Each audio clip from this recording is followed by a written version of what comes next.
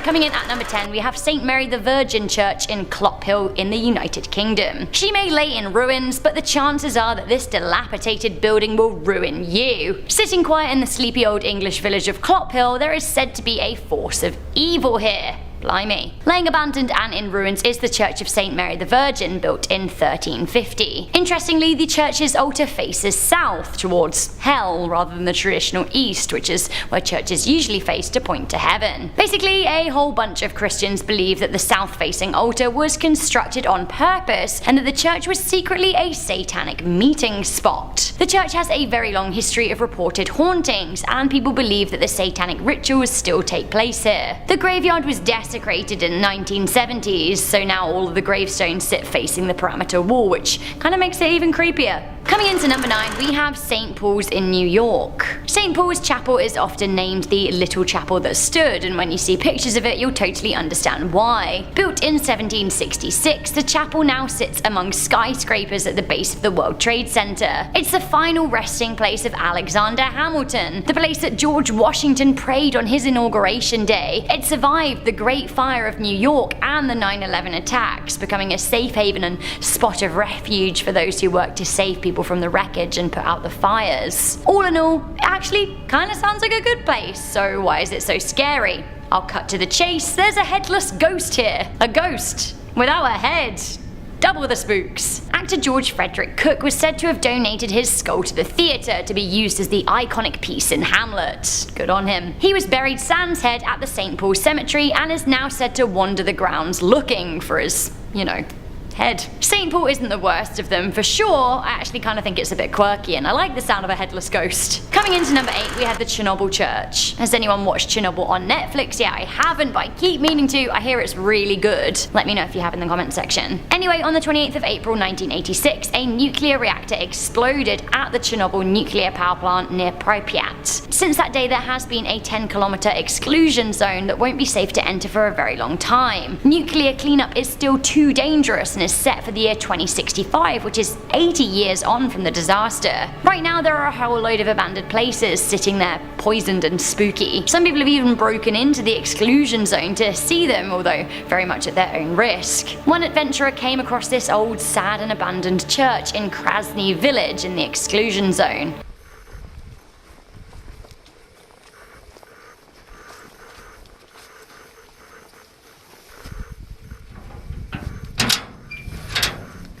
Yikes! Abandoned and radioactive. Do you want to have a look inside? Of course you do!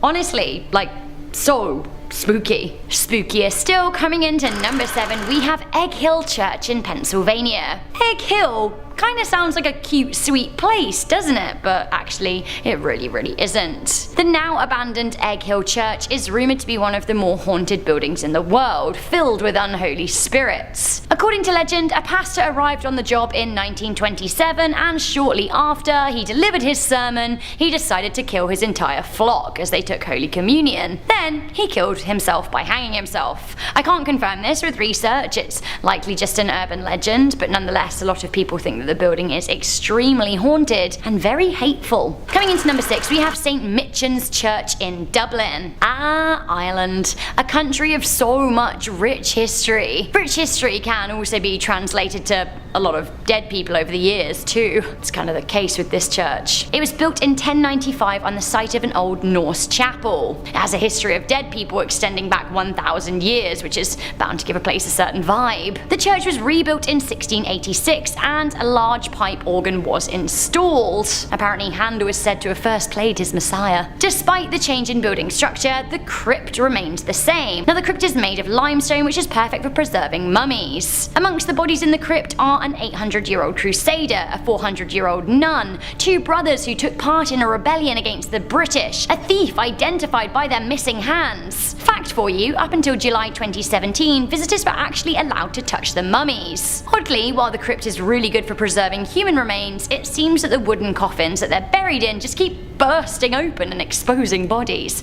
Ugh. Sadly, in February 2019, the crypt was broken into and bodies were assaulted. The head of the crusader was stolen and the nun's body was chopped and decapitated. Another body was turned over in its grave. So who would disrespect the dead like this? We don't know, but luckily the crusader's head was eventually found and returned to the body, but I'm thinking there are some angry mummies in that crypt. Coming into number 5, we have the Borgund Stave Church in Norway. I would love to go to Norway, but to me, this is just looking creepy from the off. Creepy, but I have to say a little bit cool. It kind of looks less like a church and more so like a witch's mansion, or maybe the Weasley's burrow. I guess that is kind of a witch's and wizard's home, even if they're good ones, but still, it's creepy just to look at. The church is slap bang in the middle of a medieval cemetery, and it is made from wood, but has somehow stood for 1,000 years, which to me is even more weird. There are strange engravings of animals and mystical creatures inside, and ancient runes to boot. Here be witches?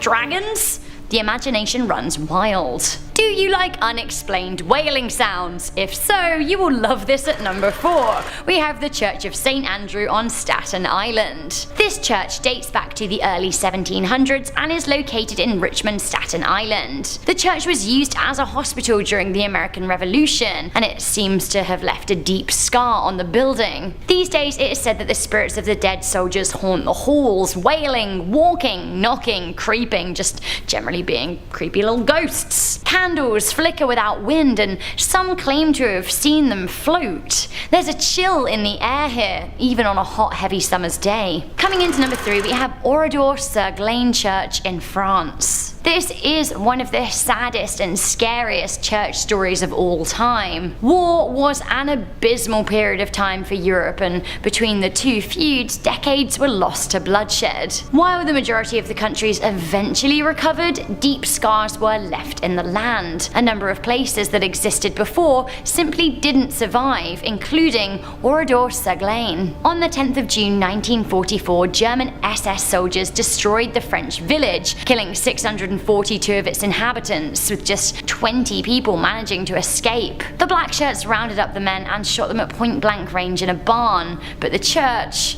was a true horror. Women and children were rounded up into the village church, locked inside, and then burned alive as German soldiers set fire to the holy building. Hundreds of innocent people lost their lives in these walls. Honestly, I feel really bad for the people that had to go and find them there. French president of the time, Charles de Gaulle, ordered that the town remained untouched as a memorial to those who lost their lives in the savage attack. People can still visit the area and see the village left ransacked as it was that night. They can also see what remains of the church, if they dare. Coming into number 2, we have the Sedlec Ossery in Czech Republic. It isn't the outside of this church that is the issue. Have a little look. See, no scarier than any other church, right? Well, my friends, step inside. This church is filled with the remains of 40 to 70,000 people, which, yikes. Not even that, like out of sight, out of mind. If they were buried somewhere or like in the walls, that would be fine. But this chapel is decorated with the bones and skulls of the dead. There are pillars made out of bones, a chandelier of bones, a coat of arms made from actual arms, and then I'm sorry, but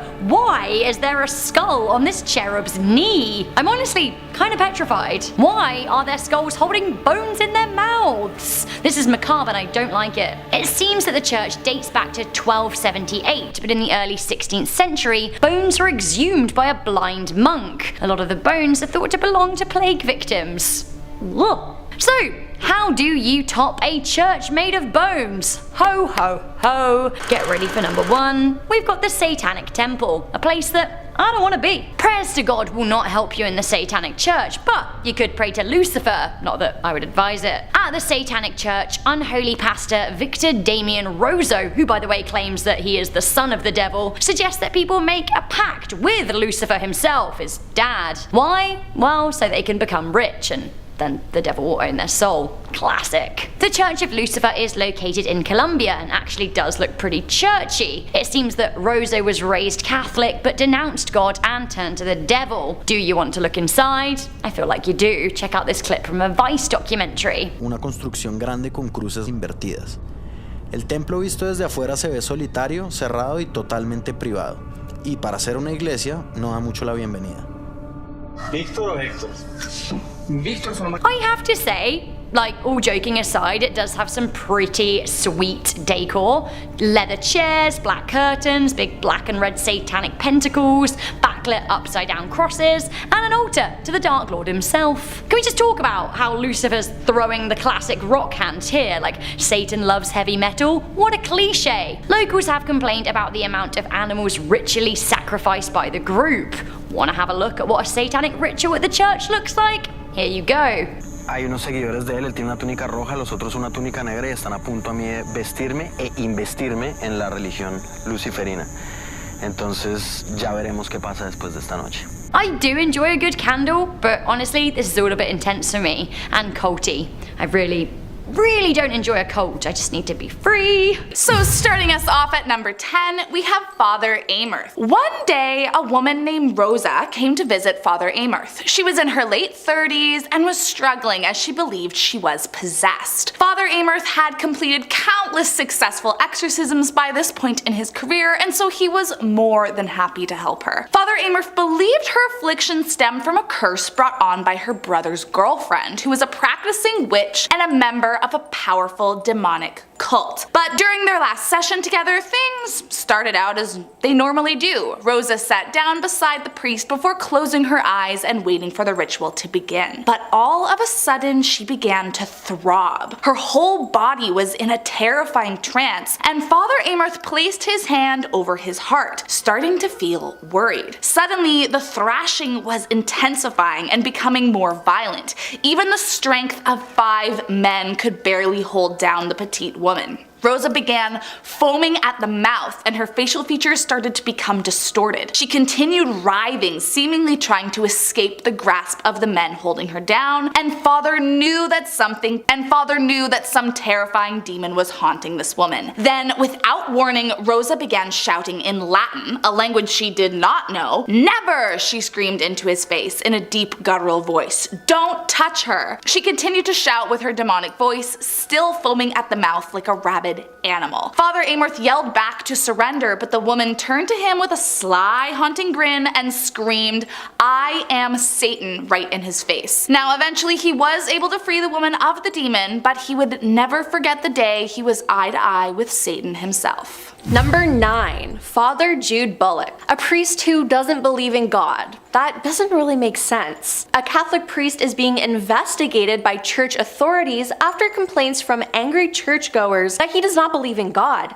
heaven, or hell. Father Jude Bullock from North London has been ordered to explain his views to the Archbishop of Westminster and the leader of the Catholic Church in England and Wales. The radical clerk, who refuses to wear a dog collar, preaches at St. John the Evangelist Church. He has upset so many churchgoers that some of them have boycotted his masses. He is the first Catholic priest to be publicly identified with the See of Faith group set up to promote the idea of religion as a human creation. Father Bullock says that there's no God out there. His confusing explanations range from God is nothing and God is everything to God is being in itself. He says his prayers are more like meditation and that he has dumped the idea of the soul and questions the concept of the virgin birth. He's defended his controversial views, but I think everyone, myself included, wonders how you can be a priest and not believe in God. Like, he could get any other job. I just don't understand. Next up at number 8 is Reverend Louis Gigante. It comes as no surprise that the Catholic Church has some very strict rules for members of the clergy. Now, besides the obvious things like don't kill, at the top of the list is probably their vow of celibacy followed by the vow of poverty, which is why it was such a huge deal after Reverend Louis Gigante's death when he revealed he had a 32-year-old son and a fortune of $7 million. Gigante was a well-respected priest in the Bronx from the 60s until 2002, who fought a lot of his career for equitable tenant rights and low-income housing. But as it turns out, he had some secrets in the closet. Gigante's brother was the convicted boss of a large mafia family, and many suspected the Reverend might have had his hand in the ring the whole time. During his brother's trial, a member of the mafia came forward stating that Gigante wasn't just the brother of a member. Oh no. He himself was a part of the family, but it was was later recanted, and Gigante never confirmed or denied the claims. Still, it became clear that there was a high chance that all of his funding had come from mafia money, no matter his personal involvement. But even more shocking to the Catholic Church than the potential involvement in one of the largest American mafia families was his adult son that he had largely hid from the public eye so that he wouldn't be forced to step down from his priesthood. His son Gino said that while a close inner circle knew about him, that it wasn't public knowledge and was only confessed after his death in 2021. Number 7. Father Gregory Gritton. The canon law of the Catholic Church requires that clerks observe perfect and perpetual continence for the sake of the kingdom of heaven. For this reason, priests make vows of celibacy at their ordination, thereby agreeing to remain unmarried and abstinent throughout their lives. The 1961 document entitled Careful Selection and Training of Candidates for the States of Perfection and Sacred Orders state that homosexual men should not be ordained. In 2005, the Church clarified that men with deeply rooted homosexual tendencies cannot be ordained. The Vatican followed up in 2008 with a directive to implement psychological screening for candidates for the priesthood. Conditions listed for exclusion from the priesthood include uncertain sexual identity and deep-seated homosexual tendencies. This lesson was engraved into Father Gritton when he was in cemetery school, and at 24 he climbed up to his cemetery dorm window and dangled one leg over the edge and said, "I really am gay." Father Gritton, now a priest near Milwaukee, remembered telling himself that for the first time, and that it was like a death sentence. Fewer than about 10 priests in the United States have dared to come out publicly, but gay men probably make up at least 30 to 40% of the American Catholic clergy, according to dozens of estimates from gay priests and researchers. Some priests say the number is closer to 75%. When discussing this, Father Gritton said, "It never really was my shame, it was the church's shame. They're the ones who should have shame for what they have done to myself and many other LGBT people. All I can say is, preach." Coming in at number 6 is Father Daniel Pietra Corgianu. I probably butchered that, I'm sorry. But the name of the patient was Irina Cornici, and she had had a hard life. Her father had taken his life when she was young, and then her mother abandoned her at an orphanage where she was abused by the staff her entire life. As an adult, she had a friend who joined a monastery, and she decided that life as a nun would be her saving grace. But after a few months, she began acting strange, and although officially diagnosed with schizophrenia, the priest and many others believed the true issue was demonic possession. Sister Cornici was bound at her ankles and wrists before being locked in her room without food for several days. Next, they chained her to a cross and carried her into the church to anoint her. Her wrists and forehead were anointed with holy oil, and she was gagged with a towel to stop her from screaming as they tried to cast the devil out of her body for the next 3 days. After she was believed to have been freed, they untied the sister, but suddenly she fainted. They called an ambulance as they couldn't find a pulse, but tragically on the way to the hospital, she died. The priest and 5 involved nuns were charged with her killing, and Father Corgianu was sentenced to 14 years in prison. To this day, he maintains he did not kill the woman, and shockingly, he could actually be right. Although initially, it was said she died of dehydration and starvation, one of the coroners on the team came forward years later saying that it was concluded she actually died from an adrenaline overdose administered by paramedics, and that he had no clue why this wasn't taken into account during trial. So maybe Father was telling the truth this whole time. Number 5. Sister Josefa Menendez. Yes, she's not a priest, but this story needs to be told. This young Spanish sister, who had a short religious life of great suffering, experienced revelations throughout much her life. More than once, she was taken to hell to witness and feel the suffering firsthand. Sister Josefa was reluctant to write on the subject of hell, and did so only to conform to her Lord's wishes. She wrote about her experiences in her journal. She described hell as the greatest torment due to the soul's inability to love. She wrote, "One of these damned souls cried out, 'This is my torture that I want to love and cannot. There is nothing left in in me but hatred and despair. If one of us could so much as make a single act of love, but we cannot, we live on hatred. As mentioned, she went to hell multiple times, but one time she saw the devil. She wrote, souls were crying out, and the devil answered, insinuate yourselves by inducing carelessness in them, but keep in the background so that you are not found out. Tempt these others into ambition, to self-interest, to acquiring wealth without working, whether it be lawful or not. That entry was from February 1923. She visited hell many times after that, but didn't report on seeing the devil ever again. Coming in at number 4 is Father Gerald Robinson. In the year 1980, Father Robinson was the priest for the chapel at Toledo Mercy Hospital. But when one of the chapel's oldest nuns was found brutally killed, Father Robinson became the lead suspect for the crime. Sister Margaret Paul was found with 31 strangely shaped stab wounds all over her body, some of which formed an upside-down cross over her heart, and with a smear of blood across her forehead, symbolizing a mockery of her last rites. When Father Robinson was initially brought in for questioning, his Monsignor interrupted the police interview and escorted him out to leave. There were no other suspects, and the horrifying case went cold for 23 years. But then, in 2003, investigators were sent an anonymous letter from a woman who called herself Survivor Doe. It outlined the corruption she'd experienced under Father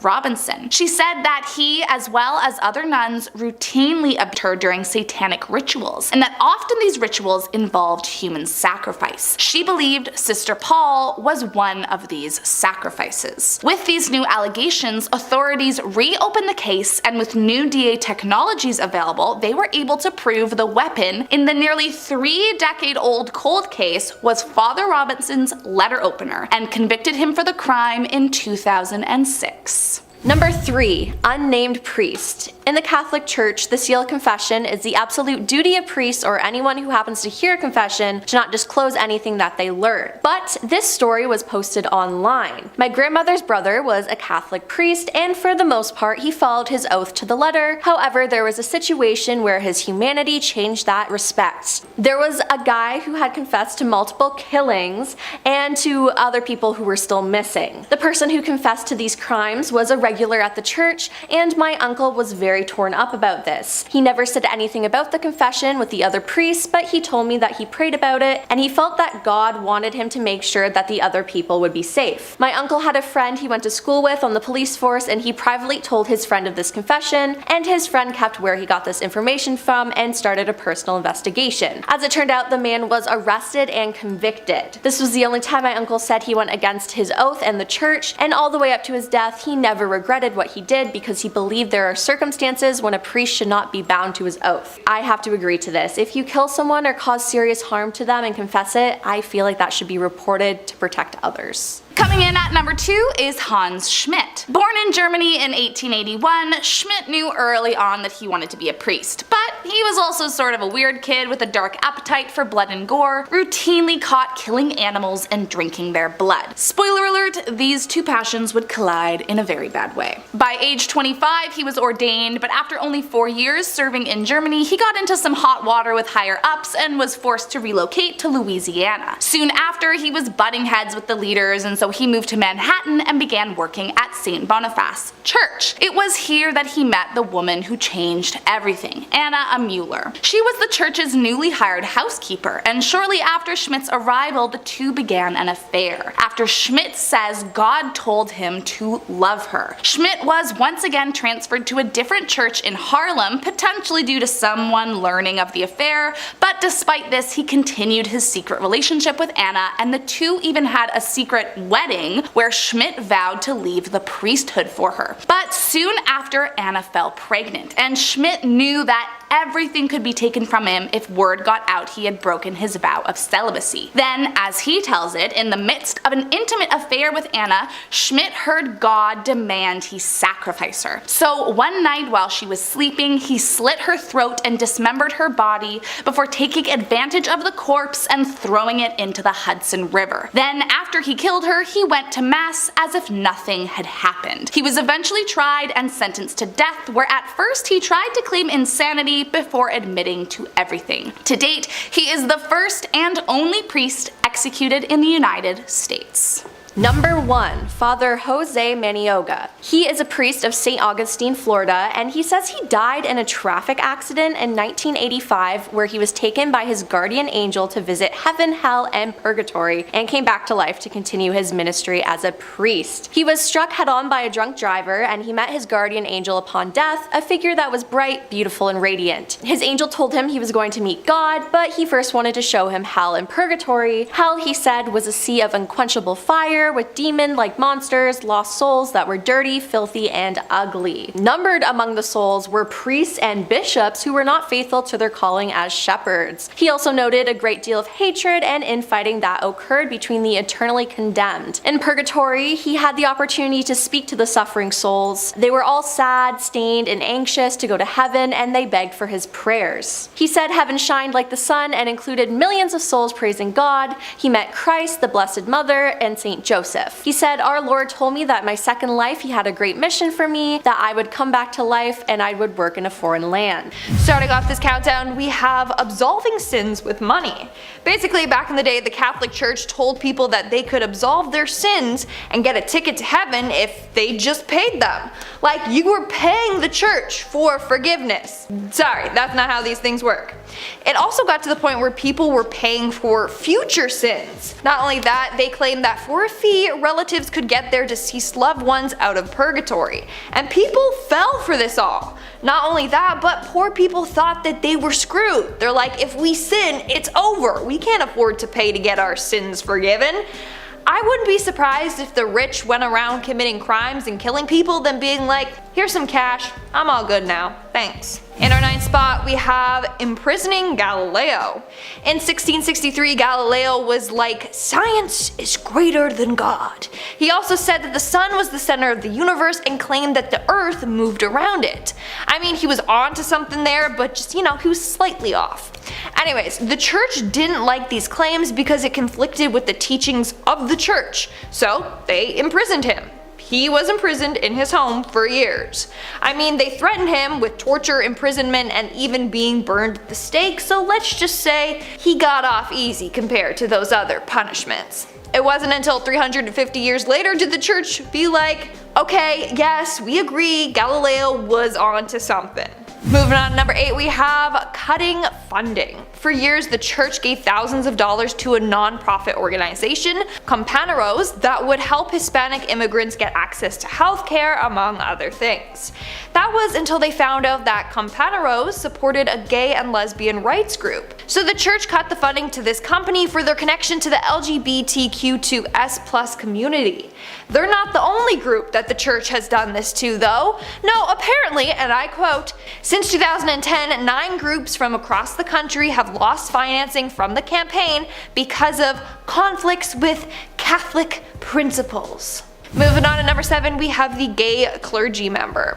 In 2018, a secret Catholic group came forward claiming they had information all about their clergy member, Monsignor Jeffrey Burrell. They claimed that he was using the gay male dating app Grindr and would visit gay bars weekly. Now, let me just say, there's nothing wrong with being gay. What's wrong is shaming this poor man and outing him, and the poor man had to resign. Obviously, this is something the Catholic Church doesn't want us to know. Why? Because they say homosexual acts is immoral and contrary to the natural law. They also say homosexual tendencies are objectively disordered. And they also preach celibacy. So having a clergy member that is gay is highly controversial for them, and they tried to hide it. A lot of Catholics were outraged when word got out. Scariest part is how they found out about Jeffrey in the first place. Apparently the group was tracking his movements based on the apps he was using. Pretty terrifying and also very, very wrong. Moving on to number 6, we have Joan of Arc. Turns out that the church wasn't the biggest fan of Joan of Arc. In fact, at one point she was pretty much the Catholic Church's #1 public enemy. Long story short, she believed that God was speaking to her and had told her to start an uprising to get the English out of France. By doing so, she pissed off some high-powered Catholics who wanted her gone. So they decided to put her up for trial. But legit, they had no evidence against her, but they were like, whatever, fake it till you make it, right? So they just accused her of heresy with no evidence, cause it was a lie. And on top of that, they denied her counsel, which was against the church's rules. They just hated her and wanted to get rid of her. I think there were like 70 plus charges brought up against her. One of them being for wearing men's clothing, in which she was burned at the stake for. In 1431, in front of a crowd of thousands of people, they lit her on fire for wearing male clothing. But it was discovered after her death that she never even did this. Literally, they killed an innocent woman. Why? Because they were probably intimidated by her. We are now at our 5th and halfway mark with the slaying of women. Pope Innocent VII wasn't innocent at all. In fact, he was terrified of witches. He said that they were real and a huge threat, so he created a huge witch hunt. He dispatched his men to Germany to try witches. And due to the pressure he put on them, countless innocent women were killed after being accused of being witches. All because Pope Innocent was paranoid as hell. Not only that, but in 1487 a book was written all about these witches. It said that this book promoted burning them at the stake, and that influenced a number of killings. Plus, the book was just filled with lies, like saying these women would stop cows from producing milk and would ride on broomsticks in the air. It's just truly messed up and spread misinformation and paranoia. In our 4th spot, we have the burning of the dead. Apparently, the church holds grudges because 43 years after John Wycliffe passed away, they had his body dug up and burned.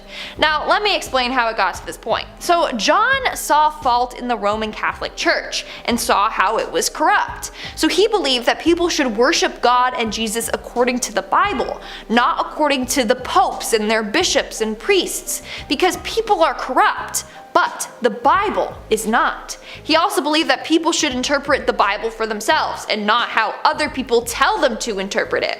Well, the church did not like this at all. So when he passed away, they ordered all his books to be burned. They also ordered for his body to be unburied. And for some reason, it took them years to get this all done.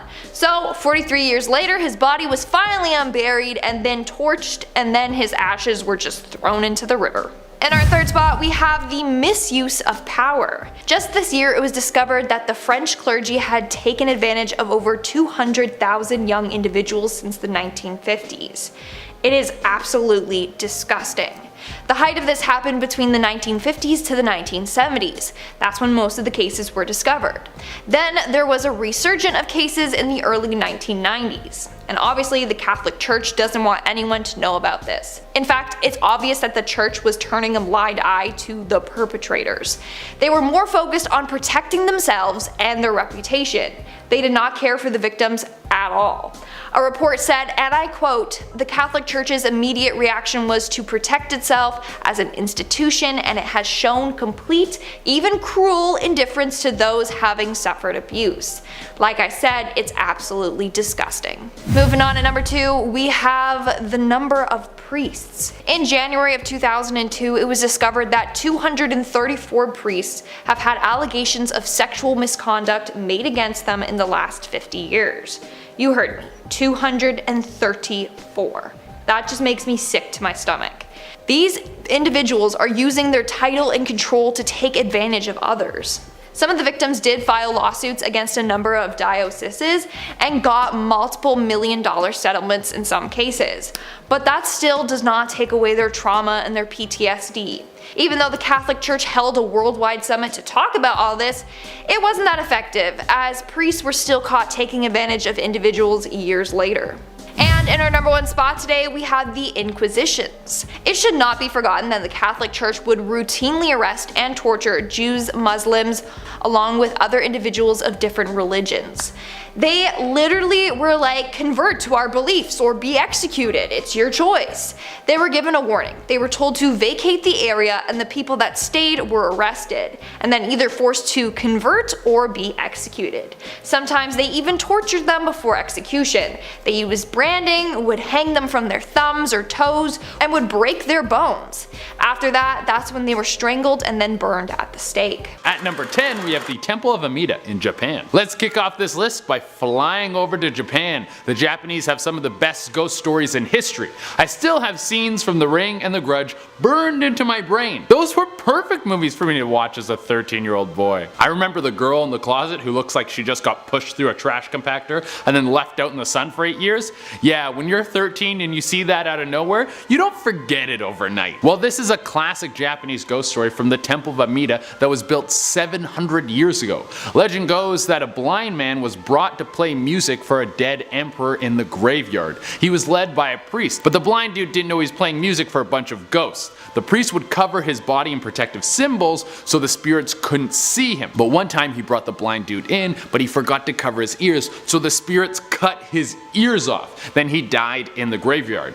It's said that you can still hear the blind guy's music playing in the graveyard. Ooh. At number 9 we have the Church of St. Nicholas in Plucky, England. We're gonna jump on a plane and fly over to jolly old England for the most haunted town in the UK. Plucky, England is a place where the hauntings are hot and the people still live there. Everyone knows you can live wherever you want, right? It's not the 1800s anymore, where if you try to move to a new town, half your family will die and it'll take you a year and a half. Plucky is so haunted that when Halloween rolls around, they need to bring in more cops because so many drunk dummies come to the town to dress slutty and see if they can run into a phantom. And in this town is the Church of St. Nicholas, where the spirit of Lady Deering walks around looking for her dead kid. It's said that she was buried in 7 lead coffins, but it didn't stop her from breaking out and haunting the hell out of this church. I don't even think lead does anything to ghosts. I think it's supposed to be silver. They were probably like 7 silver coffins? Jesus Christ, that's expensive. Let's use lead and hope for the best. At number 8 we have the Chapel of Bones. Now it's time to head over to Portugal for one of the creepiest arts and crafts projects I've ever seen. Back in Portugal, somewhere in the 16th century, the cemeteries were getting too full. People were dying too quick. So when this happens, they need to dig up all the old, already rotted bodies, take out the dry bones, and then plop the fresh bodies into the hole. Now usually when you got something like this happening, they take all the bones, then make something like the Paris catacombs. But that's not what the monks of the Church of St. Francis wanted to do. They were like, hey, let's take all these dope bones and make a bone house so everyone can bone in it. No, they did build a chapel made of bones, but that's not why they built it. They built this clavicle castle to remind people they were going to die, so they should be good people before they die. They were literally like, you see this? You see this spooky skeleton house? Be a better person! It's made with concrete and using around 5,000 bones. I wonder if that's legal to do today. Like if I built a little doghouse made out of bones on my front yard for my dog and to scare kids off my lawn. Could I do that? At number 7 we have St. Andrew's Church in Selkirk, Manitoba. Get your winter coat, we're heading over to Selkirk, Manitoba to check out the Church of St. Andrew's. We're going all over the world with this one. By the end of this video you'll have no excuse not to check out a scary church. Unless you're like me and you're just not going to do that because that's a terrible way to spend your day. Well, the Church of St. Andrews is nicknamed St. Andrews on the Red because if you're lucky, you'll see a set of glowing red eyes in the church. Great, I put on all my nice clothes for church and I just pissed myself. People have also said that they've seen a ghost dude and a ghost lady walking around the graveyard. And my favorite haunting from this church is people have said they've seen a ghost car. What? I didn't know ghosts could have cars. This might be the only ghost with a car. If this is true, this guy for sure bangs. If you're the only dude in the afterlife with a ball and ride, you're getting laid. Dude, this ghost is probably just riding past the cemetery to pick up chicks. This dude could be driving the only Phantom Rolls-Royce Phantom. At number 6, we have the St. Mark's Episcopal Church in the UK. Back to England, guys, it's apparently the bell tower of this haunted church that is the hotspot for supernatural activity. Legend says that the stonemason who was building the tower fell to his death before the tower was finished, and then started haunting the workers who came to finish the tower. They pleased the spirit by building him his own room in the tower, which is so funny to me. They were like, we know you're upset that you're dead, but we all came together and got you something nice. Here's your room. There's a little bench in it, there's a memory foam mattress, and we know you're a stonemason, so we filled the bookcase full of the best books about stonemasonry. Do you like it? At number 5, we have St. George's Church in the Czech Republic. This church is old as hell. It was built in 1352. I'll bet money that this building is not up to code.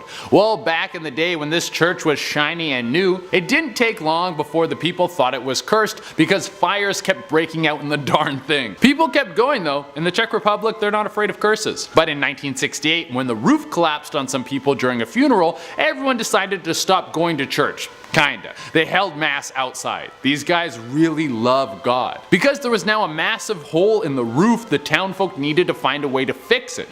And they did this by playing up the whole curse story of the church. They put in some sculptures of shrouded figures in the church and then turned it into a haunted tourist attraction and raised enough money to fix the church.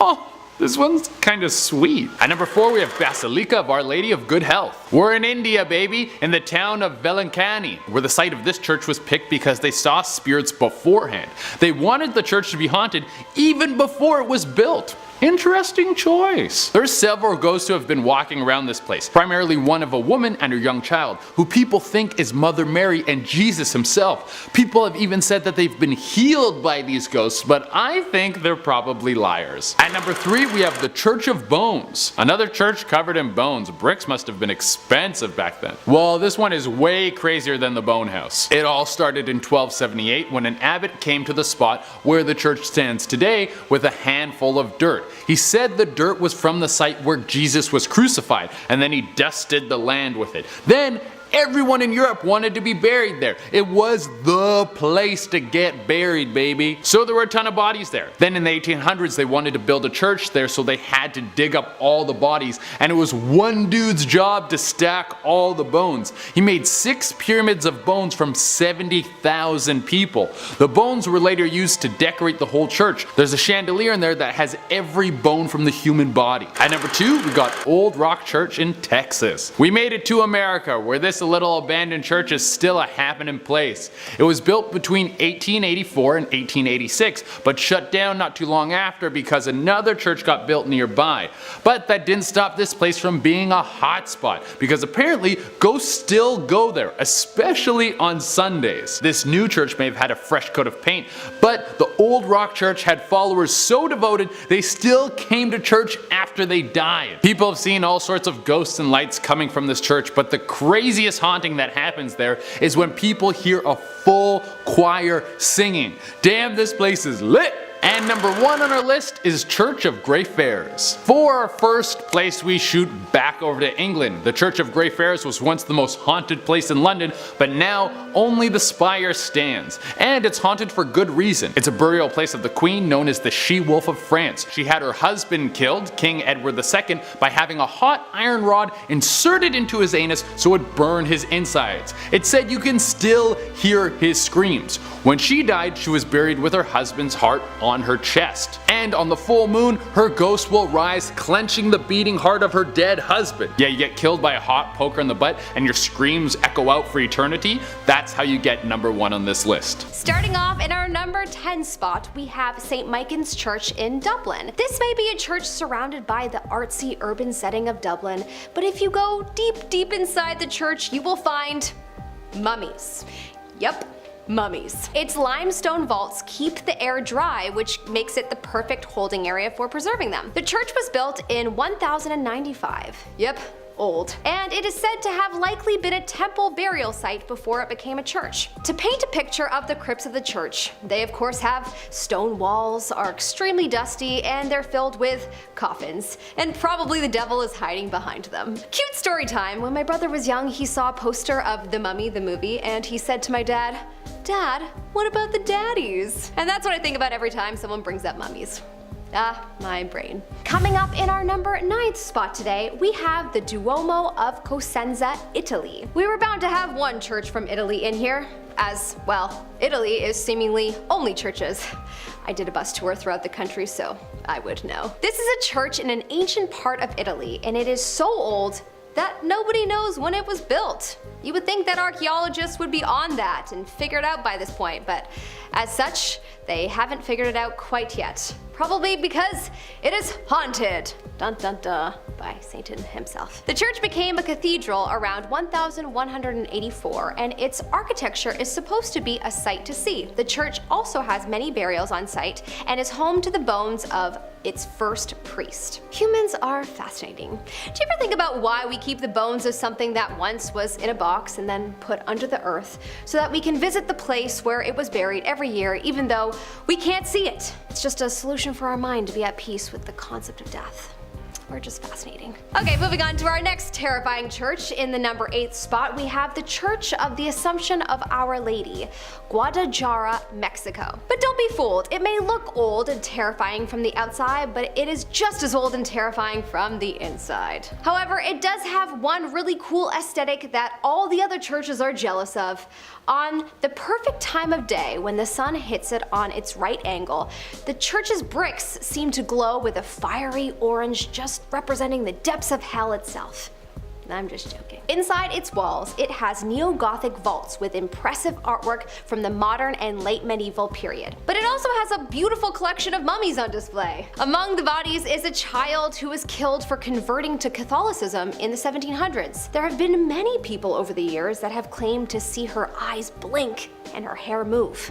Not terrifying at all. Coming up in our 7th spot today, we have the St. Thomas Anglican Parish of Mulgwa, New South Wales, Australia. Yeah, this church reminds me of your classic horror movie church. Small, old, and just downright creepy. This church has a very dark history and continues to creep its locals and visitors alike. There is a legend that has 2 boys who died in a fire in the bell tower after a prank went horribly wrong. Since then, it is said that any kind of light angers the spirits of these boys. There have been many reports of lights going on and off, even including the lights of cars going on and off as drivers pass by the site. I wish I lived close to this place so I could try this out, because this sounds like a ghost hunter's gold mine. Coming up in our 6th spot today, we have St. Andrew's on the Red in Selkirk, Canada. This is the oldest church in Western Canada and was created in 1831, which compared to the St. Michan's Church created in 1095, it's not that old. But nevertheless, the devil may still house this creepy landmark. It is said that both the church and its graveyard are filled with restless spirits that had died from tuberculosis and many varieties of the influenza. It's also the resting place of a lot of the earlier settlers and HBC officers. Visit at your own risk. In our 5th spot today, we have St. Michael's Chapel in Hallstatt, Austria. A beautiful church surrounded by a truly spectacular view of the mountains and an alpine lake. But inside, you will find the largest collection of painted human skulls. I'm sorry, come again, Melissa? The largest collection, which means there are other collections out there. What on earth made someone look at a skull and think, yes, I think I should paint this? Just why? Someone out there is thinking, because art. This is also a chapel that was made during a time when Catholics believed that they had to be buried in a consecrated ground so that they could rise from their graves when the end of the earth came. Were they predicting a future apocalypse, aka Walking Dead style? Hopefully? Not hopefully. But since this was such a popular need, the graveyard actually became quite crowded. And so, as a result, naturally, they decided that the solution of storing bones for religious displays was a viable solution. As for the person who decided that painting those bones would be fun and aesthetically pleasing to see, we have no name. Satan sounds like a good name to me. In our 4th spot today, we have St. Paul's Episcopal Church in Key West, Florida. This beautiful white church may look sparkly and alluring from the outside, but you should know better by now. It's only so new because it's been rebuilt so many times, because it is cursed. The site was once a Seminole burial ground, and then the land was privately owned by the Fleming family before the church was built. It became a church as a result of the Fleming widow being assured that her husband's remains that were buried on the land would not be disturbed. But of course that promise was broken, and as a result, the ghost of John Williams Charles Fleming still haunts the site. I would have thought that it would be her that would haunt the site since it was her promise that was broken, but maybe that's just me. Coming up in our 3rd spot today, we have the Norwich Cathedral in England. Built in the year 1096, this church has a very Gothic but yet Romanesque look. The area around this church is almost 1,000 years old, and as you can imagine, there have probably been a lot of ups and downs within these years. As a result of such a turbulent history, it is believed that there are many spirits wandering the surroundings. Some believe it to be previous bishops and priests and possibly nuns, and some believe it to be people who were burned at the stake. Personally, I think it's the latter. If I were burned at the stake, you better believe I'm coming back to haunt you. Gosh, I'm so glad to be living in 2022. In our second spot today, we have the Roslin Chapel in Scotland. Known for having the finest architecture in Scotland, the church was founded in the 15th century. There are many ghostly legends surrounding this church, including the White Lady, who was believed to have been cursed by an evil spirit and is waiting for her knight to save her. People have said to have seen a barking dog spirit and the ghost of many monks walking around. People that have worked on the building, especially in the crypt, have vowed to never work there ever again. So that's saying a lot. I mean, if I were going to pick a place that I would think the devil would be wandering in, this would be it. Finally, in our first spot today, we have a personal favorite of mine, the Church of Our Lady Before Tin in Prague, Czech Republic, or more commonly known as the Devil's Church. Yep, if that doesn't tell you everything, then I'm not sure what to tell you. I have actually personally visited this church and the underground of this church, and I have to say, it is truly anxiety-provoking. This church is a beautiful landmark in the center of Old Town Prague. Created in the 14th century, its look is quite the reflection of the times. Intimidating. Inside its walls are altar paintings and old Baroque designs. But of course, it is also the home to many tombs and burials and dark secrets. Some say many brutal killings and hangings have happened in and around this church. Makes you ask the age-old question, what is the point of worshiping the Bible if you ain't gonna practice its teachings?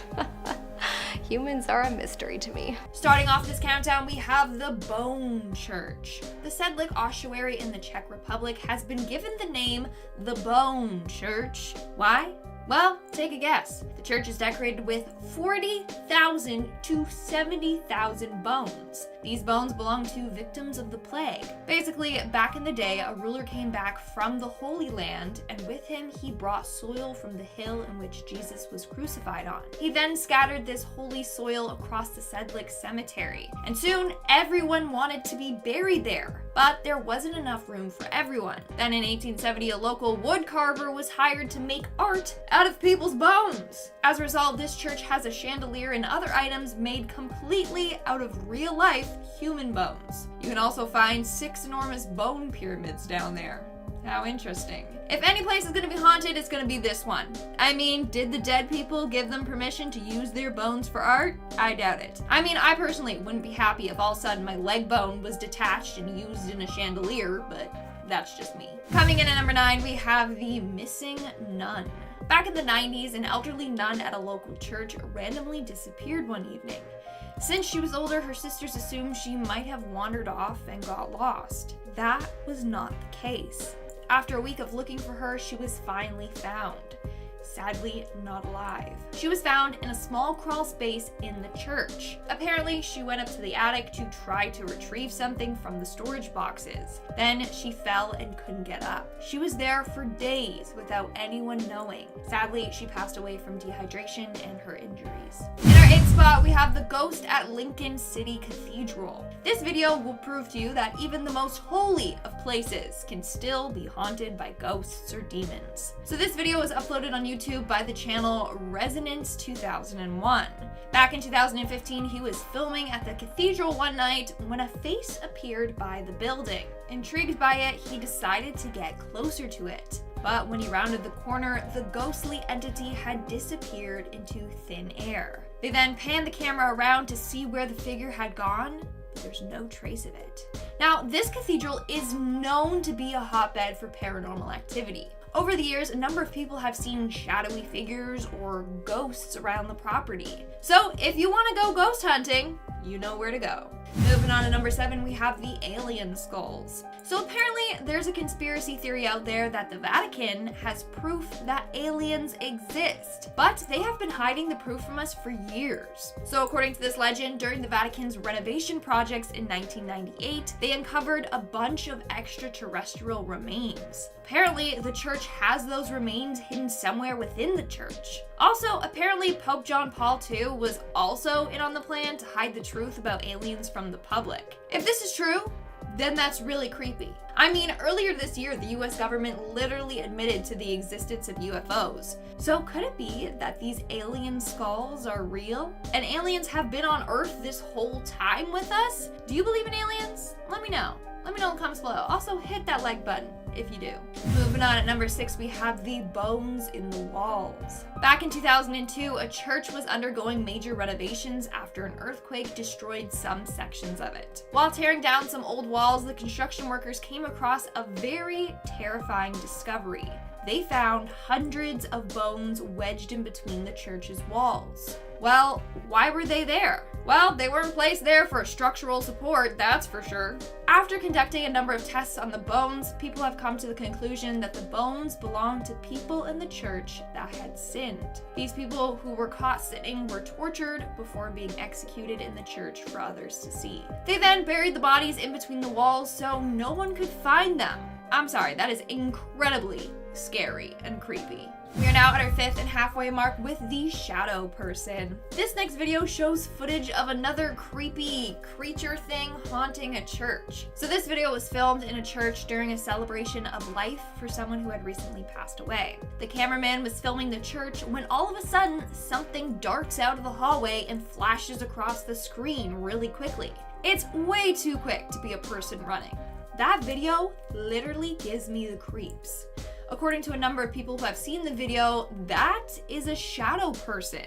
You know when you're on your couch minding your own business and all of a sudden you see something like dart by in the corner of your eye and you're like, oh, and then no one's there? Yeah, that's a shadow person as well. Apparently we're too slow to catch a glimpse of these, but cameras can. And that's exactly what this dude captured by accident. And at number 4, we have the ghost child. Back in May of 2015 in Poland, a photographer was taking photos during a Catholic church's first communion. That's when she realized she captured something quite terrifying. Walking right across the photo is an eerie shadow figure of a child. Again, this is thought to be a shadow person.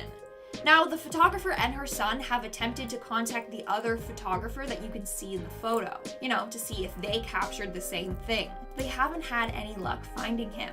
What do you think of this photo? Do you believe that it could be a shadow person, or did the camera just malfunction?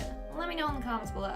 Coming in at number 3, we have the satanic rituals. This church got caught holding satanic rituals in the basement. Isn't that crazy? Let me just explain. So basically every Sunday, this church has a Bible study group held after their normal church service. One of the volunteers for the Bible study group realized that they were out of juice boxes for the little kids. So she had to go down to the basement to get more out of the storage room. However, when she got to the basement, she found a pentagram drawn on the floor with what looked like blood, with a bunch of candles around it. There was also a bunch of weird symbols on the basement wall that looked like they were written in blood as well. The girl was horrified and ran upstairs. Now the church claims that it was just some kids fooling around and playing a joke. She believes that something more sinister is going on in her church. In our second spot, we have the voodoo dolls. Imagine finding out that the pastor at your church dabbles in the dark arts. Well, according to this Reddit user, she discovered that the pastor knew voodoo and had a collection of voodoo dolls. Craziest part? One of the voodoo dolls he had was of a woman named Teresa. A couple weeks ago, Teresa passed away after hanging herself. The voodoo doll of her had rope around her neck. So did this pastor kill her with this voodoo doll? I don't even want to know, but I would switch churches so fast if that was me. And in our number 1 spot today, we have the exorcism. This next story gave me the chills, I'm not gonna lie. So again, it starts off with a church doing renovations on their basement. Sadly, the church was old, a pipe burst, and it flooded the basement. As a result, they had to tear down one of the walls that was destroyed by water damage. Well, when they ripped down the wall, they found that the wall was actually sealing off a whole other room. But what they found in that room was horrifying. Basically, it was a room where exorcisms used to take place. There was a medical type chair with a bunch of straps attached to it, presumably to strap down the possessed person, and there was also dried blood all over the floor and shards of broken glass. I just hope that they didn't release anything by tearing down the wall. Maybe that room was sealed off to prevent any demons from escaping, and now you just release them all. Good luck, Charlie. In our number 10 spot, we have the Vatican Library. The Vatican Library is a very secret library closed to the public. The only people that have access to it are popes and people that have gone through a lengthy screening process, and even then, they need to know exactly what they are wanting information on and will only be given info on what they ask for. This library is the top secret library with history and documentation since the beginning of time. The amount of dark gossip that is within those walls, I'm sure, is exponential. From the little that we know, the Vatican Library holds letters from world leaders throughout history detailing major events that us little guys will probably never be privy to. I'm sure they even have documentation on alien sightings. The church refuses to talk about what they have and know, and it's really just a shame. I'm a history lover myself, and truly that would be a magical experience to be able to explore this library. Ah well. If you like this video, don't forget to subscribe to be recommended more content like this. In our number 9 spot, we have Operation Snow White. On June 20th, 1977, Michael Meisner, a Scientologist, contacted the FBI after allegedly being held captive for months. He revealed that he was a part of the biggest infiltration of the US government in history, in something called Operation Snow White. On July 8th, 1977, 156 FBI agents entered a Scientology center in LA in the largest FBI raid in history. It was discovered that 5,000 Scientology agents infiltrated the IRS, the US Coast Guard Intelligence, DEA,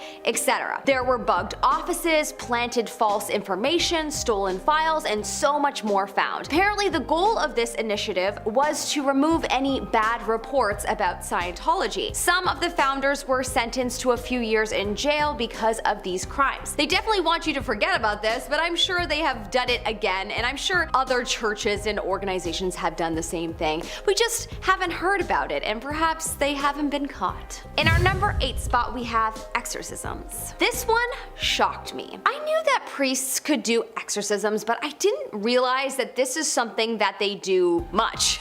I truly thought that exorcisms were done more often in the movies to young girls doing the crab walk down the stairs. Yeesh, thinking of that scene gives me the shivers. Anyways, apparently the Vatican had a chief exorcist named Father Gabriel Amorth, who had served over 60 years to the church and had performed over 160,000 exorcisms.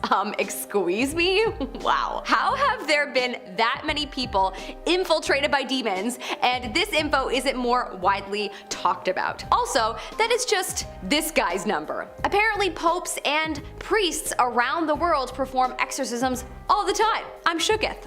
I could understand that the church wouldn't want to talk about this because it is a private, very sad thing to happen to a person, but man, that's a lot of people walking around feeling like they have demons within them. Pretty scary. In our number 7 spot, we have His Holiness. His Holiness was a book that was released to the public in 2012, which is based on the secret leaked papers about Pope Benedict. Apparently, the private documents were leaked by the Pope's butler. Yikes. Apparently, after an investigation, it was discovered that the individuals who were not from the Vatican were blackmailing gay bishops because they had broken their celibacy vows. The Pope went on to resign after these documents became public. Well, this is definitely a scandal, that's for sure. I remember people talking about this when it was happening, but I don't remember hearing the church comment on it. But I guess they sort of did through their actions, and I'm sure Pope Benedict was encouraged to resign. In our number 6 spot, we have the dead man on trial. This is a little piece of history that truly terrifies me and is such a testament to those times. In 897 AD, a literal dead man was put on trial. The man had been dead for 7 months. He had been dressed for the occasion by someone whom I'm sure was traumatized afterward. His name was Pope Formosus. He was being put on trial for acts that he had committed in his life. He had a lawyer and everything. He was found guilty and stripped of his former title as Pope, and everything he formerly did was declared void. His body was stripped of his clothes and put into rags before he was thrown into a river, the Tiber River in Italy, specifically because this river was where a lot of criminals' bodies were disposed of. Pretty gross. I wonder if there are any ghost haunting stories from this river. I bet you there are. In our number 5 spot, we have the Vatican Bank.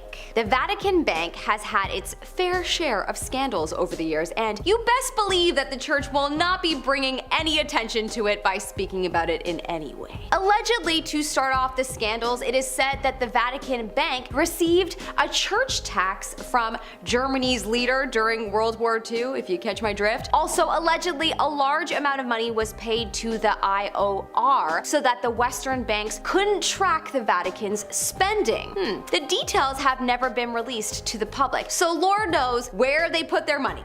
But why would you want to hide your money in the first place? Perhaps so that no one would know what you're up to if you're up to no good, but also possibly because someone might be a threat and that might be a reason to shield what you're doing. Either way, the secrecy is questionable. In our number 4 spot, we have mental illness in the church. When researching for this video, one of the things that shocked me was the amount of people that spoke about how the churches do not handle mental illness very well. You would assume that it would be approached with love and compassion and guidance to get help. But the common theme is that people have been told to just pray and it will make the illness go away. Some believe that this thought process stems from the very old thinking that mental illness stems from demons being in one's body, and so people are being told to pray them away because that's what was always done if someone needed, an exorcism or to get rid of an attached spirit. The biggest problem is that issues go untalked about. The people bottle it up inside, and when prayer doesn't work, the person dealing with the mental illness feels like a failure or like they don't have enough faith. Hopefully this is something that churches of all religions work on improving, as this is just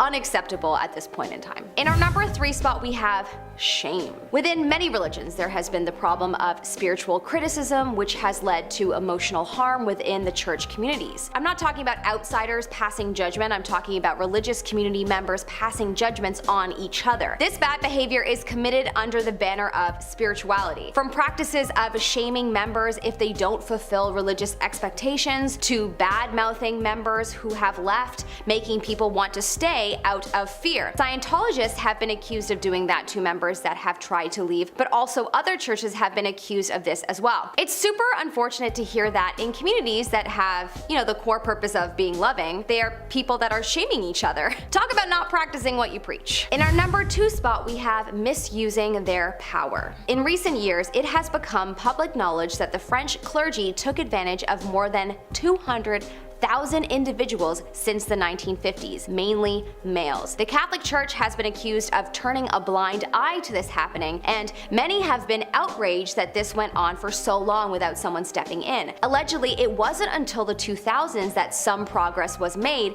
Before that, the church showed complete indifference to the victims. Through a series of investigations, 2,700 victims gave testimonies about what happened to them, and thousands were identified through archives. A wide range study showed that there could be up to 330,000 victims. In recent years, about 2,900 to 3,200 priests have become suspects to these crimes. Wow. Truly despicable. I hope that there is some kind of justice for these victims. In our number 1 spot, we have the Salem witch trials. Most people believe that the witch trials were a result of many things: bad weather, a poor government, and paranoid leaders. But what a lot of people may not be aware of is the idea that the Catholic and Protestant churches possibly used the trials to compete with each other for followers. Pretty dark. History.com reported that economists Peter Leeson and Jacob Russ believe that, quote, the two churches advertised their finesse at persecuting witches as proof that they were the best church to join if you wanted protection from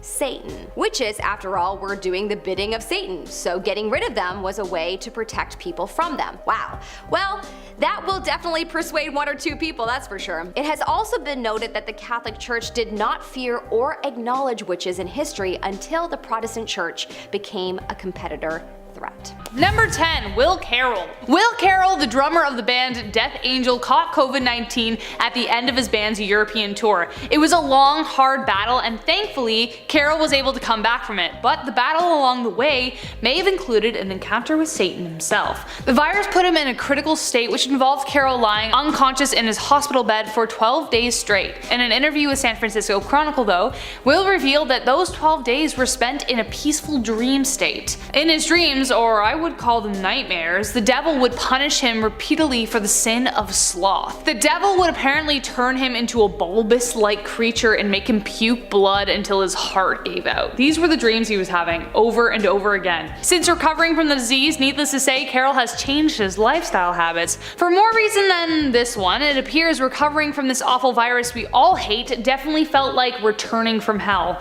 Maybe the virus is from there too. Wouldn't be surprised, to be honest. Number 9. Giuseppe Tartini. Everybody wants to be the best at something, but for Tartini, the best just wasn't good enough. Tartini was born on April 8th, 1692, and the guy might as well have been born with a violin in his hand. He was brilliant, a brilliant musician and composer, and he thought so too, until one day he heard someone playing the instrument he dedicated his life to with a kind of expertise that he had never heard. This sent him spiraling, and for 12 days, Tartini locked himself away, practicing all hours of the day. While he drove himself mad, the devil decided to pay a visit to a desperate soul in a dream. He offered to make Tartini the most masterful violinist in the world in exchange for his soul. Like the wise guy he was, he asked for a demonstration, so the devil picked up the instrument and played a sonata with ease and beauty like nothing he'd ever heard before. When Giuseppe awoke, he scrambled to write down the sonata, which has become easily one of his most popular pieces of work. Its name? The Devil's Trill, and I listened to it and it is beautiful. For his entire career though, Tartini remained frustrated with the piece as he was never able to play it exactly as he had heard it. This story is a reminder to never make a deal with the devil, as you never really get what you asked for. Number 8. Rose la Tulipe. It appears that the devil and the violin kind of go hand in hand. The story of Rose la Tulipe is a famous French-Canadian story and one of my absolute favorites. The woman who shared this story with me swears it was true, and I can't help but believe it either. Rose begged her father to host a dance on the eve of Lent, and he agreed, but with one condition, that at midnight the dancing had to stop. Dancing wasn't allowed during Lent, so if they continued, they would be sinning. Rose agreed, and everyone came to join on the night, and Rose danced with anyone who would, even with other men, though she was engaged. Then at 11 p.m. a knock came at the door, and the priest opened it to reveal a dazzlingly handsome stranger, and Rose fell hard. The priest welcomed him and requested that he take off his hat, shoes, and jacket, all of which the man refused, saying he wasn't staying long. He immediately swept Rose in a dance and asked no one else for the remainder of the evening. As soon as midnight hit, the dancing stopped, but the man whispered in her ear, "Just one last dance, my Rose." With struggles she resisted, but suddenly her feet, bewitched it seemed, began dancing without her. The man then kissed her, and the spark from their kiss set the house ablaze. The next morning Rose was found mumbling around the ashes, now mysteriously an old woman, the devil having taken part of her soul with him. I know, that sounds like a legend, but like, thanks for indulging me because I really love that story and I want an opportunity to tell it, so here it is. Other versions say that she actually got taken back to hell with him, and another is that her mother came and saved her. A whole bunch of stuff, but I think that one's my favorite. Okay, number 7. Richard Cable. Richard Cable might as well have been the devil himself. A squire at Brooke Manor in Devon, England in the 1600s, he was known as a monstrously cruel man. He abused his wife, and one night she escaped him with him hot on her heels. He killed her and her faithful dog, but little did the man know that that dog would haunt him for the rest of his days, and there would be many. At least that's what Cable thought. Cable had made a deal with the devil to live forever, but mysteriously, Cable passed away in 1677. But it appears the devil did give him everlasting life, as a spirit walking the moors at night, forever being chased by a herd of hounds. The locals even put iron bars around his tomb because there were so many sightings of him wandering around the moors. Instead, now, a red glow occasionally emits from his resting place, and the howls of demons are said to gather, waiting to claim his soul for their master. Number 6. Saint Dunstan. Saint Dunstan was a saint who lived in 900s, and for some reason the devil loved to visit him. He was a talented metalsmith, and one day an old man requested that he make a chalice for him. Dunstan agreed, but when he looked back up at the old man, he had shifted into a woman and then very suddenly a boy. Immediately he knew it was the devil, but fearing his wrath, concealed his distress and crafted the chalice. Subtly though, he put his blacksmith tongs in the fire, and quick as he could he thrust the tongs onto Satan's nose and cast him from the cell. That wouldn't be the last time he saw the devil though. Dunstan would face him once again and attack attacked the devil by hammering into his hoof and only agreed to remove it if the devil agreed never to cross a threshold where a horseshoe hung. And that's why today horseshoes are considered good luck, so take a lesson from that. Number 5, a boy named Scott. An article written by Richard J. Bonifant recounts several near-death experiences in order to try and see similarities. Some usually describe a light or a tunnel, but after a little boy named Scott got into an accident, he may have met something much darker. On June 10th, 1995, Scott and his family were enjoying getting ice cream from the ice cream truck, as you do, but Scott was so excited he ran out from behind the truck and he got hit by another motorist. He was almost declared dead, but 8 hours later, thankfully, he awoke in intensive care. The weirdest part was that he described in perfect detail what had happened to him as if he was watching from across the street. He knew every single detail. It was really freaky. Even recalled trying to give his dad a hug, but passing right through him. The scariest thing though was who he ended up meeting. He suddenly faced a dark vortex and felt himself being drawn into it by the haunting, putrid image of the devil. Scott said he looked like a man made of rotting flesh, and he tried to grab Scott, but he was whisked away into a tunnel of light, so it was kind of like the devil's trying to steal him from God. I'm glad things ended well for the little boy, getting to be with his family again, but still, not something anyone wants to see in the afterlife. Number 4, Dr. Paul Thigpen. All of a sudden I felt as if the darkness had filled my whole body and that there was maybe a little part of it that was still me. That was a clip of an interview with Dr. Paul Thigpen, who despite being raised under a Christian household became an atheist before he was even 12 years old. That is until one day he was hanging with his friends when he was around 17 by the water in the front seat of a car. All 3 of them were squished in, and a palpable darkness began pressing into the top of his head all the way to the bottom of his toes. He said it took over the majority of his body, and though he'd become an atheist, he didn't drink or do drugs, so we know this isn't a psychedelic experience, but his body suddenly felt like a kind of superhuman strength taking over him.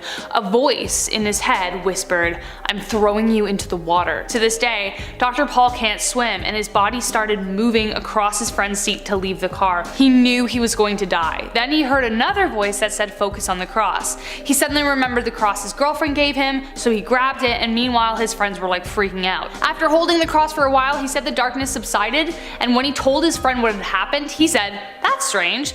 The same thing happened to my girlfriend." He sought counsel from another friend who without a doubt said that he'd been visited by the devil. Later he discovered that his girlfriend's friend was a witch, and that kind of pointed all the arrows in that direction, so who knows.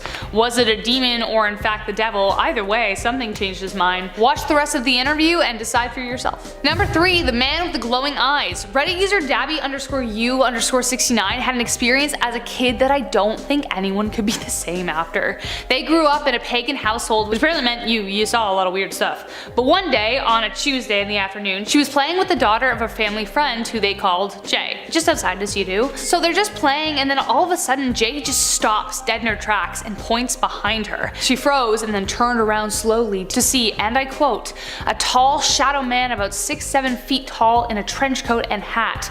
The scariest thing about him was his eyes. Oh god, his eyes. Huge, red, and glowing circles, but its actual eyes were small, bloodshot, and his pupils were tiny. The man reportedly tried to strangle them, but they bolted too quick for the house. Once they told their moms, they in turn freaked out because apparently at the same time the man appeared, the TV had turned long static. They brought in a psychic who said, "My love, the devil is here and he wants to hurt you. He was sent by someone, but we don't know who." The woman then gave a crystal bottle filled with sage and lavender along with something else to ward him off, and apparently the bottle is running out. So I hope she's okay. Number 2, Father Gabriel Amorth. Father Gabriel Amorth was the official exorcist for the Diocese of Rome and claimed to have performed 60,000 exorcisms before he died in 2016. But one day in 1997 he encountered a spirit he never thought he'd see. A slim young peasant man was escorted to a small room where Father Amorth waited him. Immediately he knew something was wrong. He requested the help of Jesus, and as soon as he did, the man began to spit and curse in English, which wasn't a language the man was known to speak. But then the man was seething with anger and drool dripped from his mouth as he stared down the father. He tried to attack him, but the exorcist held him back with prayers, demanding the demon reveal its name. He called out, "Unclean spirit, whoever you are and all your companions who possess this servant of God, I command you, tell me your name, the day and the hour of your damnation." The man snarled, and what came out next paralyzed him.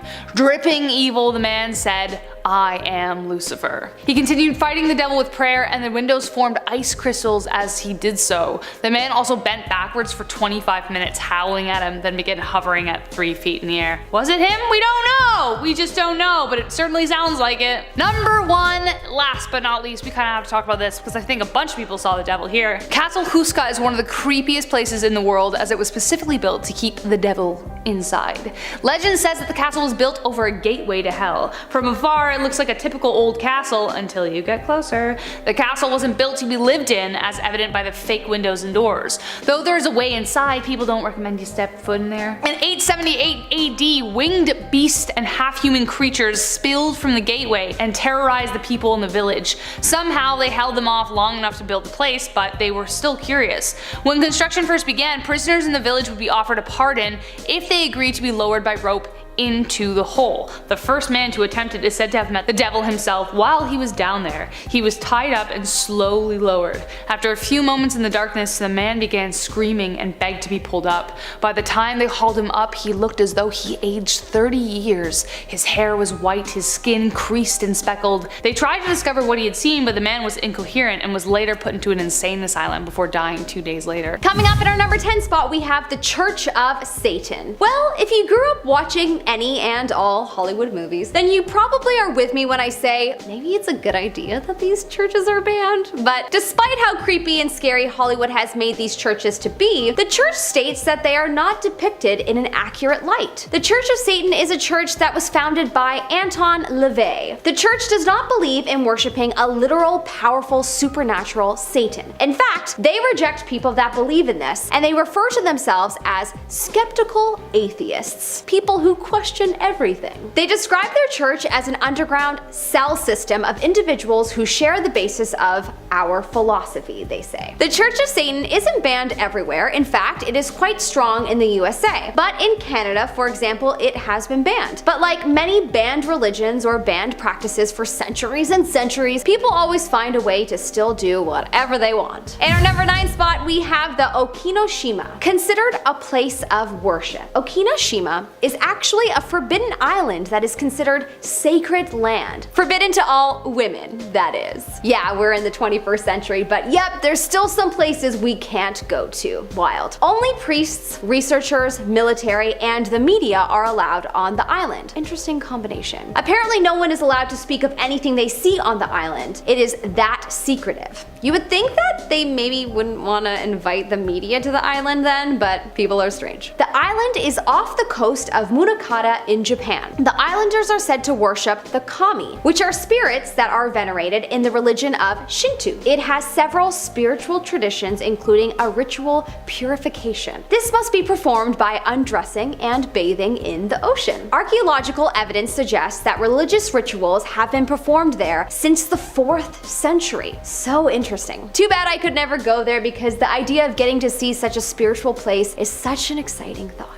In our number 8 spot, we have Christianity in China. It is not unknown that China operates under a communist regime, so it will probably not surprise you to hear that in 2014, crosses on Christian places of worship were being taken down and the people were discouraged to not go there. Of course the people did anyway, and they even held an overnight vigil before the police arrived. Apparently in 2014, in the town of Wenzhou at the Longgang Township Gratitude Church, the public security officials took down the 10-foot crucifix above the church. The congregates didn't resist this action, but of course it must be extremely hard for them to know that their own people will not support their right to worship. This has happened in many towns in China over many years, and as of today, I wonder if they are still against Christianity, or more specifically, the cross symbol. If there's anyone watching who knows the answer, I would love to know in the comment section below. In our number 7 spot, we have Eritrea. Often referred to as Africa's North Korea, Eritrea has some pretty harsh viewpoints when it comes to Christianity. It is said that its president, Afwerki, has overseen a volatile authoritarian regime that rests on human rights violations. Christians that are not a part of state-approved churches are actually considered a threat to the country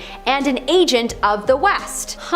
I've heard this so many times before. Perhaps there is something us Westerners are missing that everyone else sees. What do we believe in that is such a threat to a whole society? What do we know that makes us a threat? In the summer months of 2019, over 150 Christians were arrested. Over 70 prisoners were being held in a type of prison where they are sent to an underground tunnel where they are forced to work and dig. Christians in this country have been fleeing over the last few years due to the violence and imprisonment. In our number 6 spot, we have St. Mary the Virgin, Clophill, England. Not so much banned as it is abandoned, but considering the spookiness that seems to go on at this church, I'm banning you from ever going to check it out. Unless you're a ghost whisperer. Research purposes are allowed. Just joking, go at your own risk. This church is extremely old, being built in 1350. The locals of the town believe the church to be haunted by the devil, as the altar is facing the southern direction, which is commonly known as a symbol of hell. On another note though, people have reported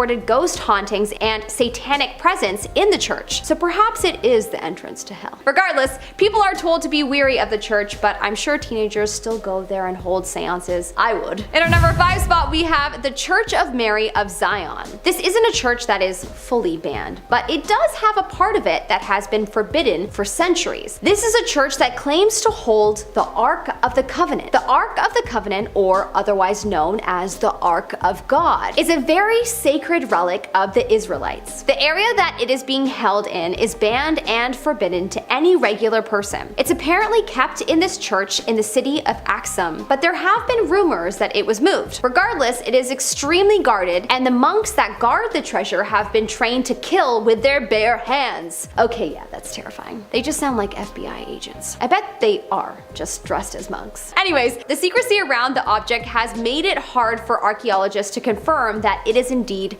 real. Apparently though, a historian once said that after viewing it, they concluded that it was a replica. But I wonder how much of that is real and how much of that is just to try to get people off the trail of wanting to see it. I doubt it would be highly protected if it wasn't real. Coming up at our number 4 spot, we have the Oradour Church in France. This is a church that has a very deadly past, and so be cautious if you go there. You have been warned. So much loss of life took place in this church that it is believed to be haunted, and many warned to not go near it for that reason. The town experienced a very deadly massacre in World War II, and specifically this church took a hit. A horrific tragedy that even though it's been many years later, the energy probably still lingers. So I ban you from going there, unless it's for educational reasons once again, then fair enough. But man, there are definitely ghosts, and I would not want someone to feel the sadness of wars past. The site is still the way that it was after this horrific day, but apparently there's talk that a new church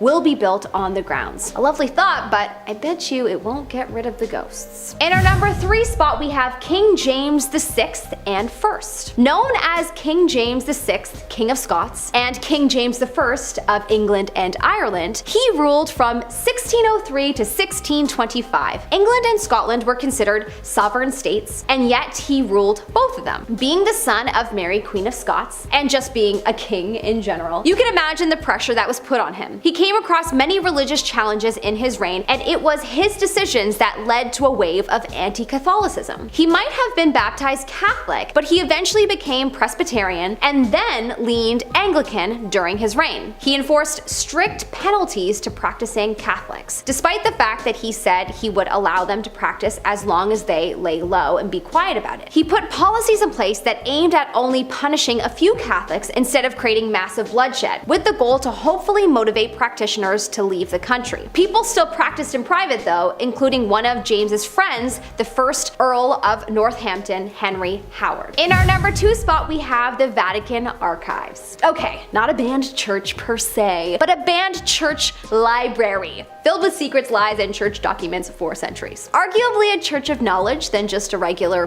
worship church, but I'm sure the viewers that actually get to step inside to read its books quite definitely worship the books. At least I would. This is a place that is completely banned to the everyday public. Formed in 1475, but it is believed to possibly be older. Only scholars in higher ranks within the church can enter, and the scholars must show documentation of their qualifications and research needs. People have tried to break in over the years, but the archives are heavily guarded and there has been no successful break-ins in a long time. People speculate that the archives hold proof of aliens being present on our planet, but I bet you they have way more interesting facts than that tucked away in their shelves. Probably proof of time travel. Arguably cooler than aliens? Would love to know your thoughts in the comment section below. In our number 1 spot, we have the 1535 ban on Catholic churches. As a direct response from wanting to divorce his wife, but not being allowed to, King Henry VIII of England decided to declare himself to be the only supreme head on earth of the Church of England in place of the Pope. Talk about ego. Anybody that continued to stay devoted to the Catholic Church was executed and considered martyrs to the faith. Any act of allegiance was considered treason. It wasn't until after his passing that his daughter, Queen Mary I, decided to reinstate Catholicism as England's state religion, only to have her actions reversed by Queen Elizabeth I, who would physically punish anyone who didn't attend Anglican church services, and of course, there were still a fair few that still did. For number 10 is Father Dominic Lena. So this priest appears on the much-loved series Supernatural that has been going on for literally like 25 years. What season are they on? 19? I swear to God. So Father Lena was a priest at St. Mary's Convent back in 1972, and while he was there, very bad things happened. One night while closing up the convent, Azazel, the Prince of Hell, appears out of nowhere and possesses Dominic. The next day, Dominic talks to 8 nuns about his dad Lucifer's life story and his imprisonment before trapping them all in a sanctuary. He then proceeds to kill all of them and places one of their bodies invertedly on the altar. Then Lucifer himself speaks to this nun and tells the priest what he needs to do to free him. After the demon leaves the priest's body, he gets arrested for the murders of the nuns despite him telling them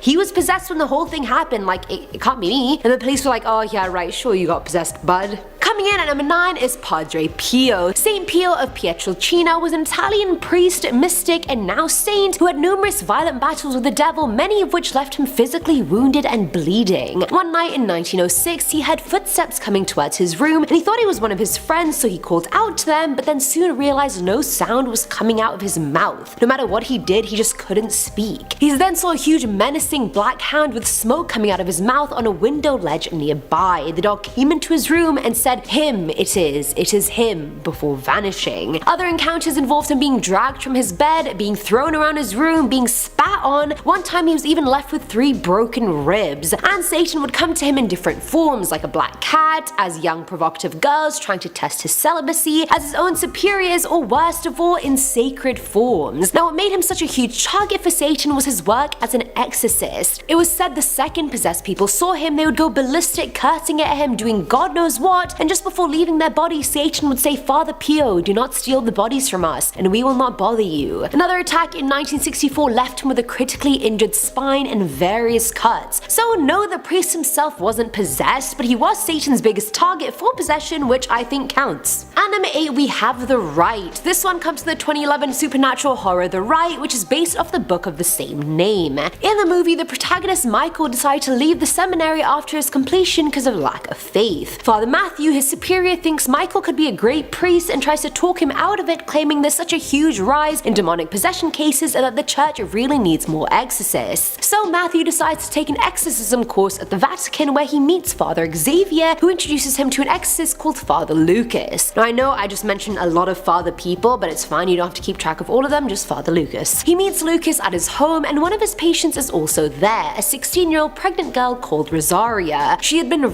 and then abandoned by her dad and shows a lot of possessed signs, coughing up nails, somehow speaking English fluently, and more. She then tries to drown herself and ends up hospitalized, where another exorcism is performed. That kills Rosaria and her baby, which sucks for them, but sucks even harder for Father Lucas, who then gets possessed by the same demon who had possessed her. He then eventually gets exorcised by Michael, but imagine the disrespect of getting possessed by the demon you were trying to expel out of someone else. Like, leave me alone. Filling at number 7 slot is The Ultimate Sacrifice. So if you're familiar with the Exorcist franchise, then you've also heard of Father Damien Karras, the troubled priest and psychiatric counselor. Damien interacts with Reagan as a psychiatrist, not a priest, and despite seeing a ton of evidence of her possession, he refuses to believe it. After a lot of things happen, he vouches for her to get exorcised, and Lancaster Merrin is the guy who gets to do it. The night of the exorcism, things get out of hand and Merrin tells him to go rest for a while. When Damien finally returns a while later, he finds Merrin dead on the floor and realizes he knows what needs to be done. He volunteers and asks the demon to possess his body instead of Reagan's. The demon agrees and possesses Damien right before he jumps out of the window to try and kill himself and rid the world of this horrid demon. At the exact same time of Damien's death, the Gemini killer James Veneman is executed and his soul goes into Damien's body right before he dies. And of course, a lot more death and murder follow after that. Now at number 6 is David. Jared actually recommended this film to me and it's quite big, so I don't know how I hadn't heard of it before. The footage-style 2012 film The Devil Inside follows Isabella Rosie, a girl whose mother Maria killed 3 people while being exorcised. 20 years later, Isabella goes to Rome to visit her mum, who is kept in an asylum, and it's clear she's still possessed as hell. Isabella is desperate to help her mum and meets 2 priests, Ben and David, who she tries to enlist to exorcise her mum. Now David is unsure since the church doesn't allow exorcisms on people unless there's undeniable proof that the person is possessed. I don't know how killing 3 people during an exorcism is an undeniable proof, but okay. The others then persuade the priest to help, and so they go to Maria and start the exorcism. During it, they find out she's possessed by 4 demonic entities, and she somehow transfers some of her demons to David and Isabella unbeknownst to them. Later on, David has to perform a baptism since he's still a priest at the end of the day. You gotta do priestly stuff. During it though, he holds the baby, says the words, but then submerges it in the water for far too long, then the crowd runs in to save it. And that's not even the worst part. Ben then goes to see him at home and he finds David covered in blood.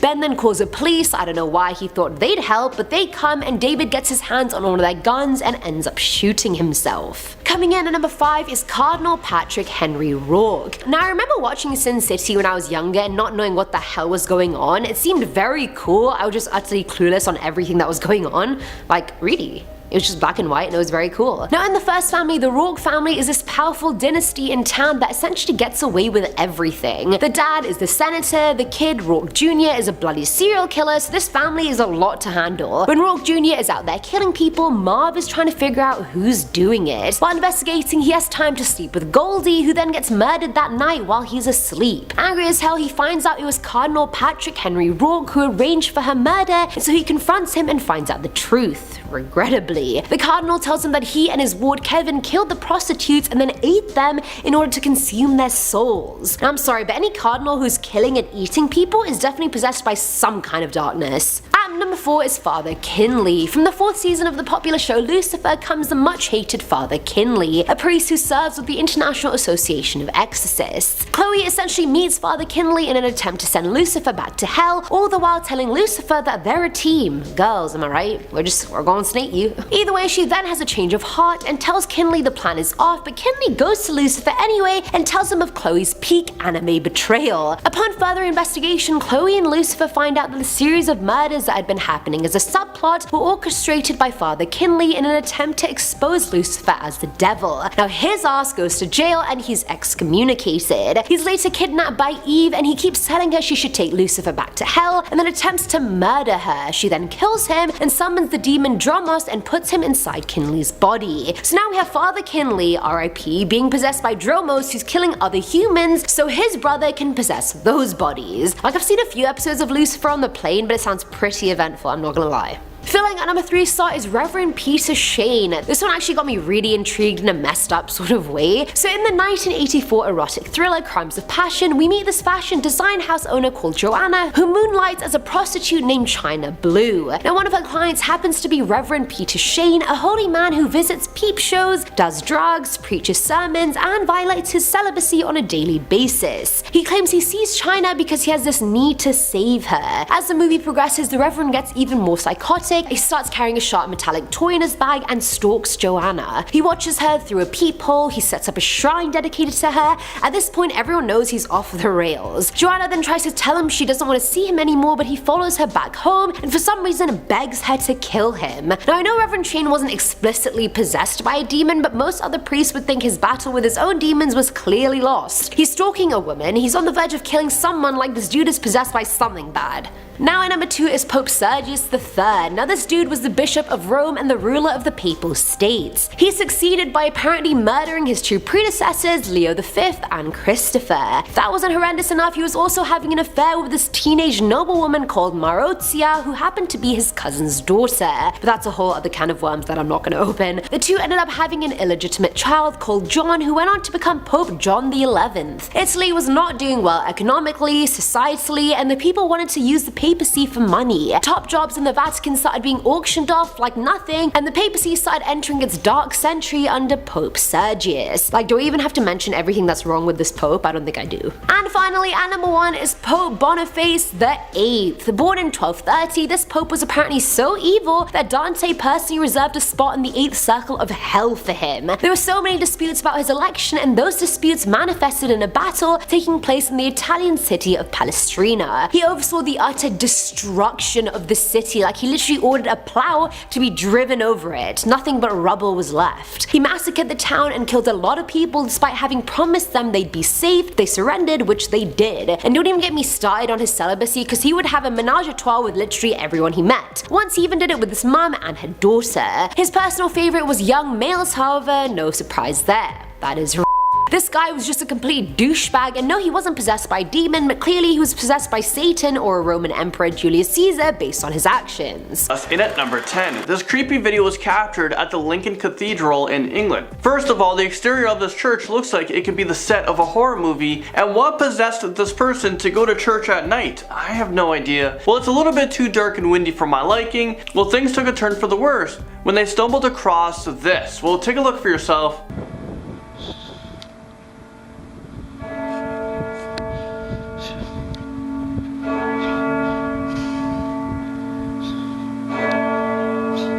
Okay, did I see that right? It looks like a face is protruding from the wall, and then all of a sudden it disappears when the cameraman went to investigate it. I'd be getting the heck out of there, and I'd probably never return to that church ever again. I'd probably have to make a pit stop to another church because I have to do some Hail Marys after seeing that ghost head. A creepy art project is up next at number 9. The St. George Church was left abandoned after the roof collapsed. The locals in the area saw this as a bad omen, so they didn't even want to repair the church. But I guess an art student took it upon themselves to fill in the pews with creepy ghost figures instead. Take a look.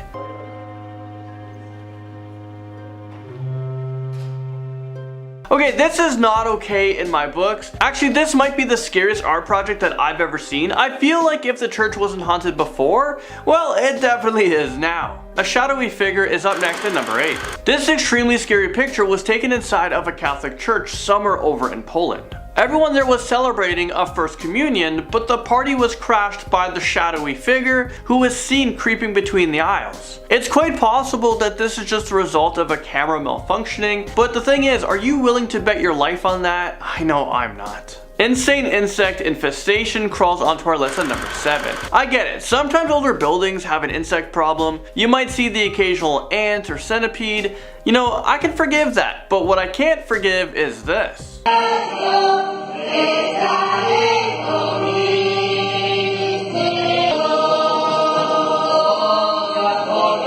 Is this real life right now? Is this the only church in town? Why are people content with this? How the heck can you be singing at a time like this? I mean, you all need to bathe in some holy water and all stand in front of a strong fan to get all of those termites off of you. This is not okay. I'm pretty sure this church needs an exorcism and an exterminator at the same time. Number 6, the man with glowing eyes. During a service at a church, someone accidentally captured this picture of a man with some pretty unsettling eyes. Some people are even saying that this creature isn't even human, while others think that he's wearing glasses and it's just the light reflecting off of them. I honestly don't know what to believe. He kind of looks like a gnome from hell, and those people in the church might be in a whole lot of trouble. But did you guys also notice there's a weird floating object hovering over the guy next to the gnome? I mean, what the heck is going on in this church? I think everyone inside needs to be blessed. Bringing us to number 5, we have a ghost spirit caught on camera. A paranormal investigation team were exploring an old abandoned church in England, well, when they stumbled across this eerie sight.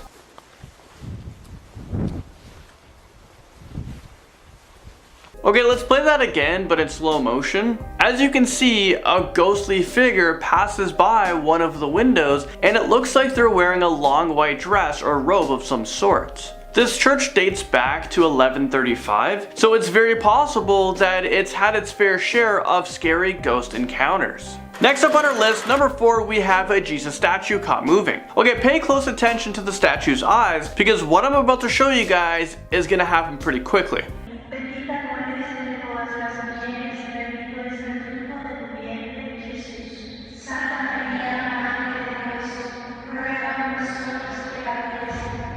Okay, let's play that again, but in slow motion. How the heck did the guy filming this have no reaction whatsoever? I'm completely traumatized, and I wasn't even there for that. I feel like Jesus was staring into my soul, and he didn't even like what he saw, so he just closed his eyes. This statue of Jesus Christ is located inside of the church in Mexico, and since this video was released, thousands of people have been going to this church to watch the statue move for themselves. But I'm pretty sure a moving statue would just deter me from ever visiting it. A ghost makes an appearance at a shrine, and this takes us to number 3. This next clip I'm about to show you guys was taken in a church over in Ireland. This church houses the national shrine of St. Oliver Plunkett, who was an Irish saint who was condemned to death. And that was although he was completely innocent. So you're gonna see his cell door and possibly St. Oliver Plunkett himself. Watch.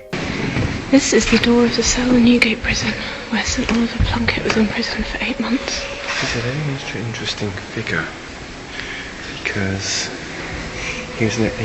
okay, no, you're not crazy. I think I saw him as well. So it could be possible that his spirit is still attached to the cell door, or could something more sinister be going on here? Well, you know what? I'll let you guys be the judge of that. Jesus is caught moving again, and this takes us to number 2. Seriously, what is up with all these moving Jesus statues? Stop it. I'm really not okay with this, but you guys clicked on this video, so you know what? Here's another scary clip for you. Reconozcan al Señor Jesús como el Hijo amado que el Padre ha enviado para salvación de todos. Okay, what did I just watch? This is the reason why I don't go to church. There's too much scariness happening there. I think I'm developing an irrational fear of Jesus statues. I thought church was supposed to be a safe place, but instead of being comforted, I'm being tormented. Dark shadowy figure creeps onto our list at number 1. Well, take a look at this picture right here. It looks like the church might have a demon problem, maybe multiple demons. I don't know what's worse, those termites that we just saw or this devilish demon. And I can't even make out what this thing is. It looks like he has really long arms and legs. Maybe he's a spider demon. Well, whatever he is, I never want to see him in the flesh, because I honestly don't think that I would be walking out of that church alive. Coming in at number 10, we have I'm Worried I'll Burn. This one was of course pulled from Reddit, and it follows a priest who isn't so happy about moving on to the other side. You think after a life of servitude to God, you would be ready to move on, because you know that if anyone is going to get into heaven, it would be you. All of your priest buddies would be waiting for you there, because what has a priest ever done wrong? But we don't know who this guy is. We can't assume that he's one of the worst people on the planet,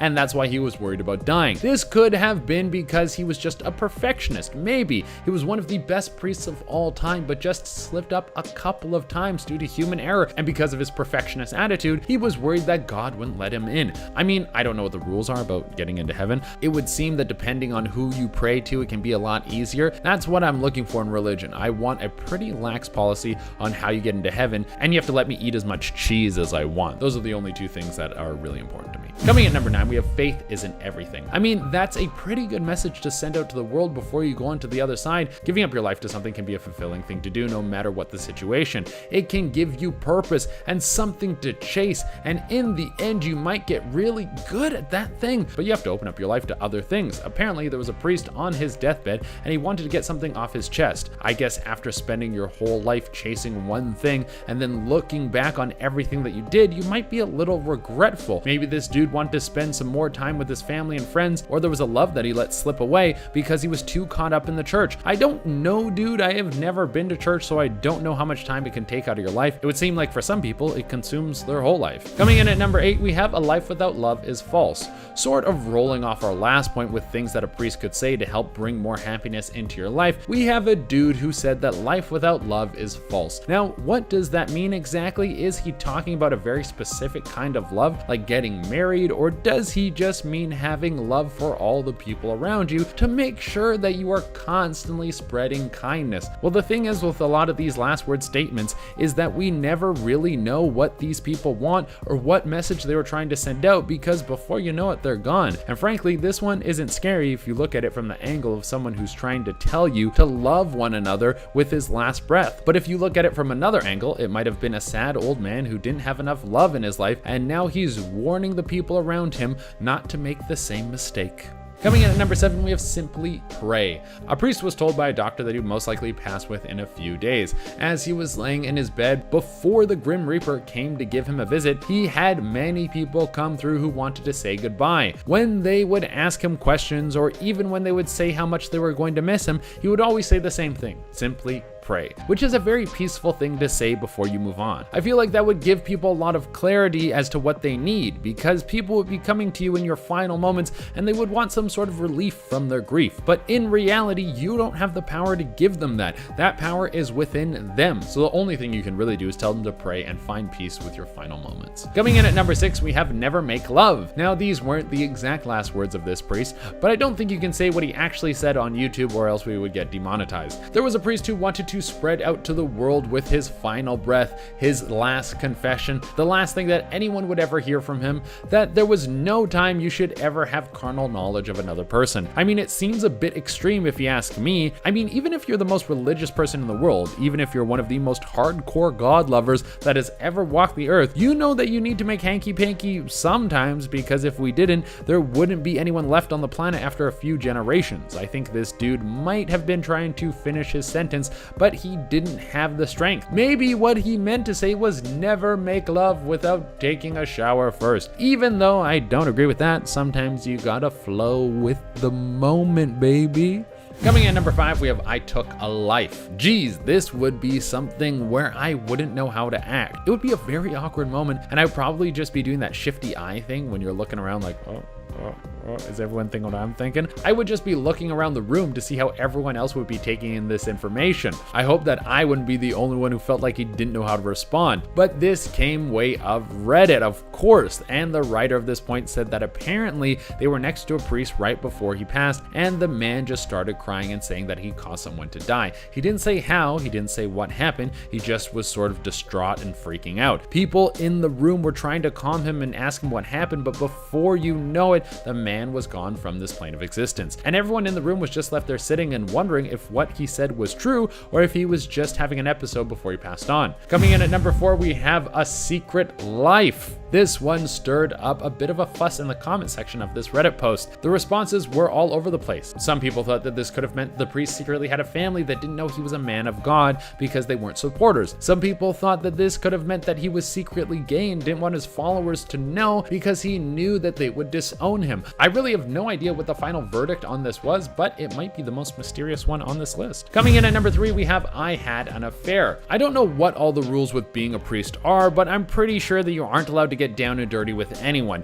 Now, I don't know if you have had intercourse with someone, if that means that you can never become a priest, or if it's once you have become a priest, you're not supposed to ever do the deed again. But either way, hearing from a priest in his last moments that he was out gallivanting with his thang out might shake your faith in religion a little bit. This one was pulled right from Reddit and said that a priest's last confession was that he did the thing more than once with more than one person since he had been a priest. Now, just for the record, I support that behavior because I don't think anyone should be forced to never juice it up. But I think if you're a person of God, this might rattle your cage a little bit, knowing that your priest might have gotten laid more than you. Coming in at number 2, we have I was a demon. Yeah, that's not the last thing you want to hear come out of the mouth of a priest. Imagine some dude who was in charge of giving you all your holy recommendations, like the dude who was in touch with God and really told you how to live your life. If you don't want to go to hell and you want to make it into heaven,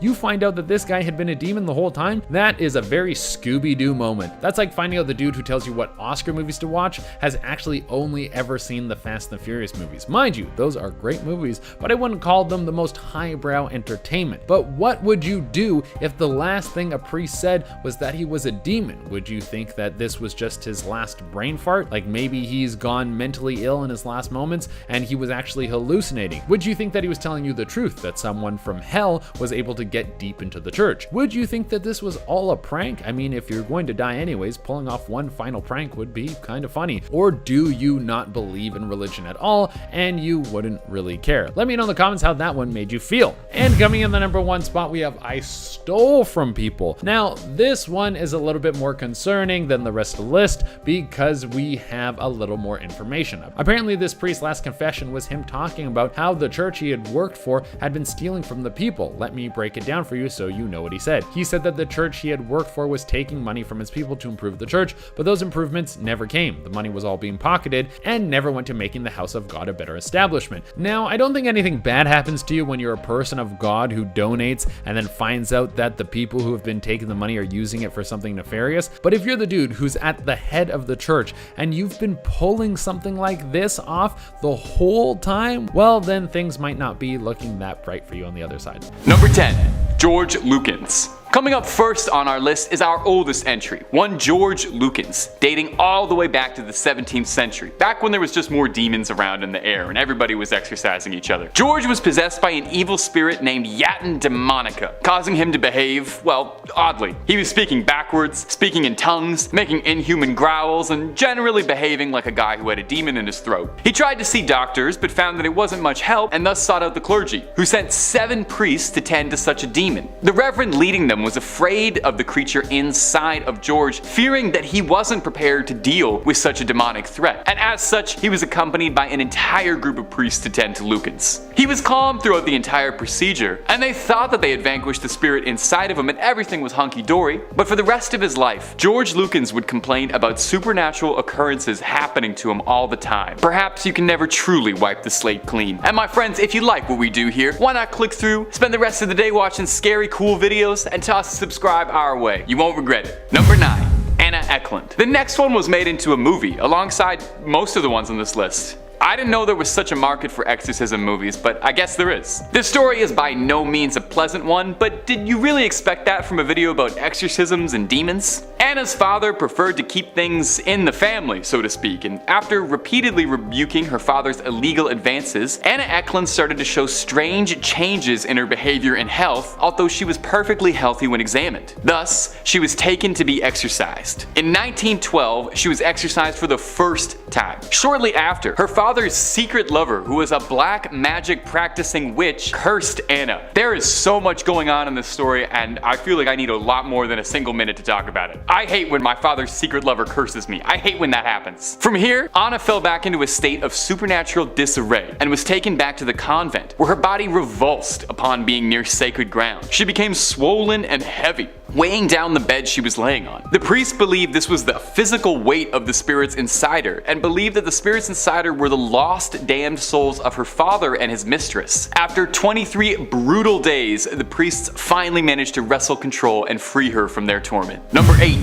Michael Taylor. Our next entry is the case of Michael Taylor, a once loving father who was plagued by chronic pain and depression and possibly demonic possession. He lived in the town of Ossos in England alongside his wife, their dog, and children. Michael had suffered a severe back injury earlier in his life that led to him chronically being in extreme pain and unable to hold down a job. Prompted by a friend to try spiritual healing, Michael befriended and soon found himself enamored with a young pastor named Marie Robinson. This infatuation would take over his life, and soon Michael would ignore his family and was acting irrationally, violent, and according to friends, just not seeming himself. An exorcism was performed on him, lasting through the night and into the morning, with Michael convulsing and lashing out at priests the entire time. Priests claimed that Michael had 40 demons living inside him. I was surprised there's room for anything else. Despite this, they sent him home to rest for the next session, and what happens next is a tragedy. At 9:45 the next morning, police were called to the Taylor residence to discover Michael Taylor naked, slicked in blood, and curled up in the front lawn, screaming that he was covered in the blood of Satan. It had turned out that that night, he had attacked his wife and the dog. At trial, he insisted his actions were not his own, but rather the possession of the demons inside him. He was incarcerated for only 4 years. Number 7.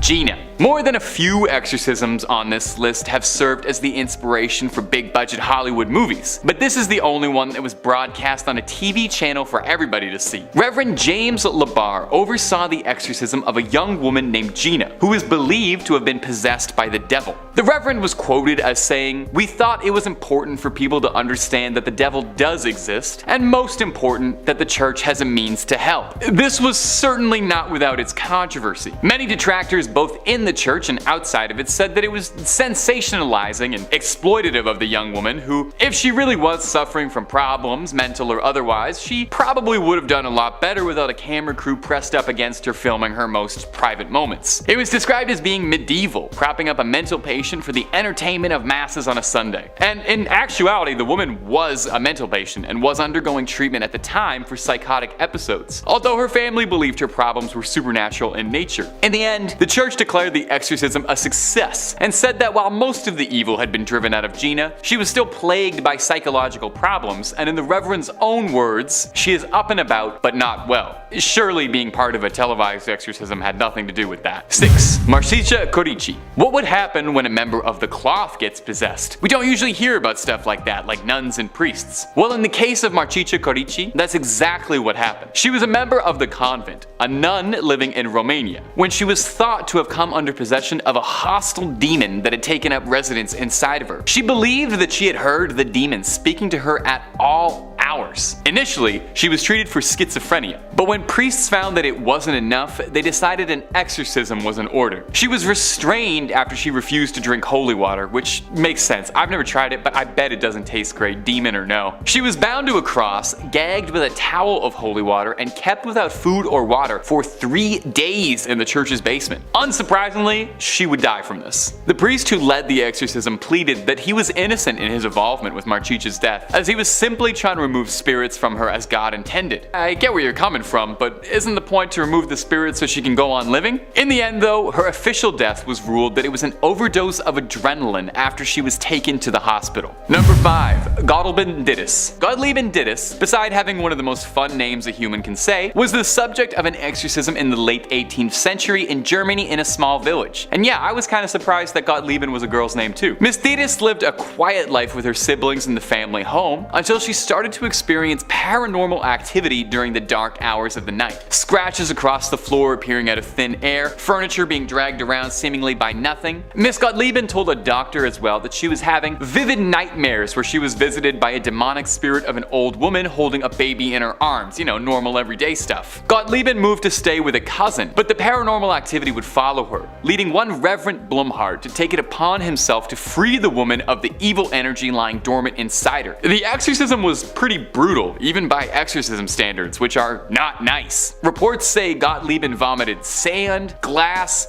blood, nails, and just a little bit of pea soup. During the exorcism, the spirits inside Gottlieb allegedly jumped out of her and made their way into her sister who was watching, leading the Reverend to duel the demons inside both women, although thankfully ultimately prevailing. Number 4.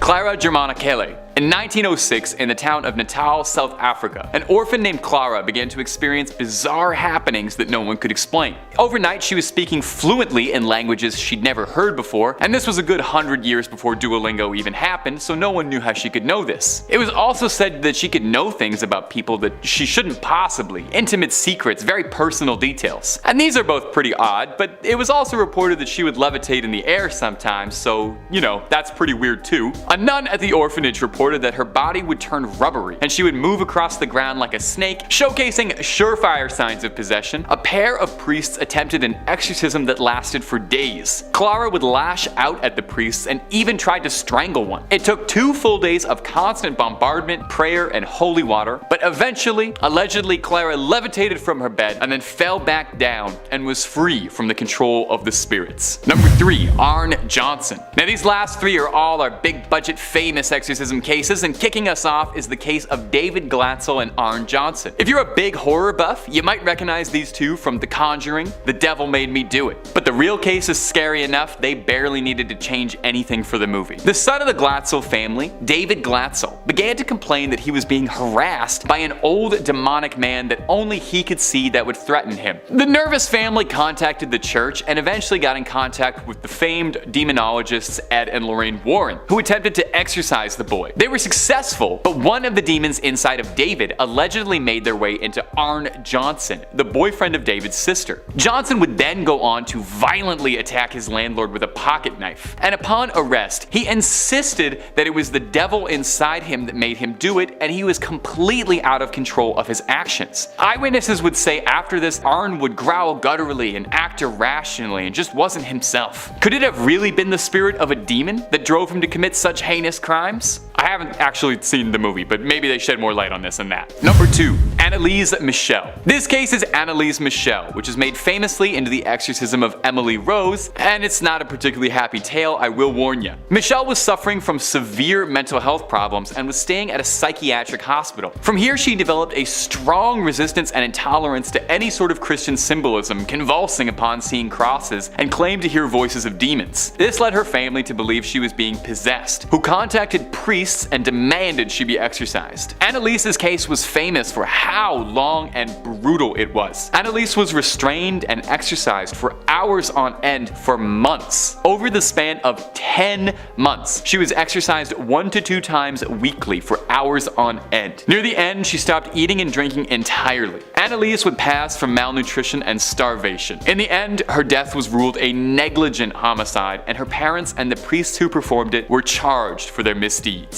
And finally, number 1, Roland Doe. Well, if we're talking about famous exorcisms, it's going to be pretty difficult without mentioning maybe the most famous exorcism, the case of Roland Doe. If it doesn't immediately stand out as recognizable to you, maybe if I told you it's the basis for the film The Exorcist, you might perk up. The real case is pretty different than the film though. No pea soup, no twisted heads, but lots of demons. Young Roland Doe was an isolated boy who spent a lot of time with his aunt, who was fascinated by the occult. She gave him a Ouija board and taught him of the spirit world. When she passed, Roland began to experience all the telltale signs of possession. Strange growling, furniture around the house moving, so an exorcism seemed like it was in order. But the demons had a tight grip on Roland's soul. During the exorcism, the boy managed to escape his restraints and slash at a priest's throat with a broken bed spring. The family moved to St. Louis after red scratches that appeared to spell Louis appeared on Roland's body. From here, he was exorcised yet again by more seasoned priests, who after a brutal battle freed the boy's soul, who claimed he saw a vivid vision of Saint Michael battling Satan for control of his soul while he was asleep. By all accounts, luckily, he went on to live a fairly normal life afterwards. One wonders if he ever saw the movie.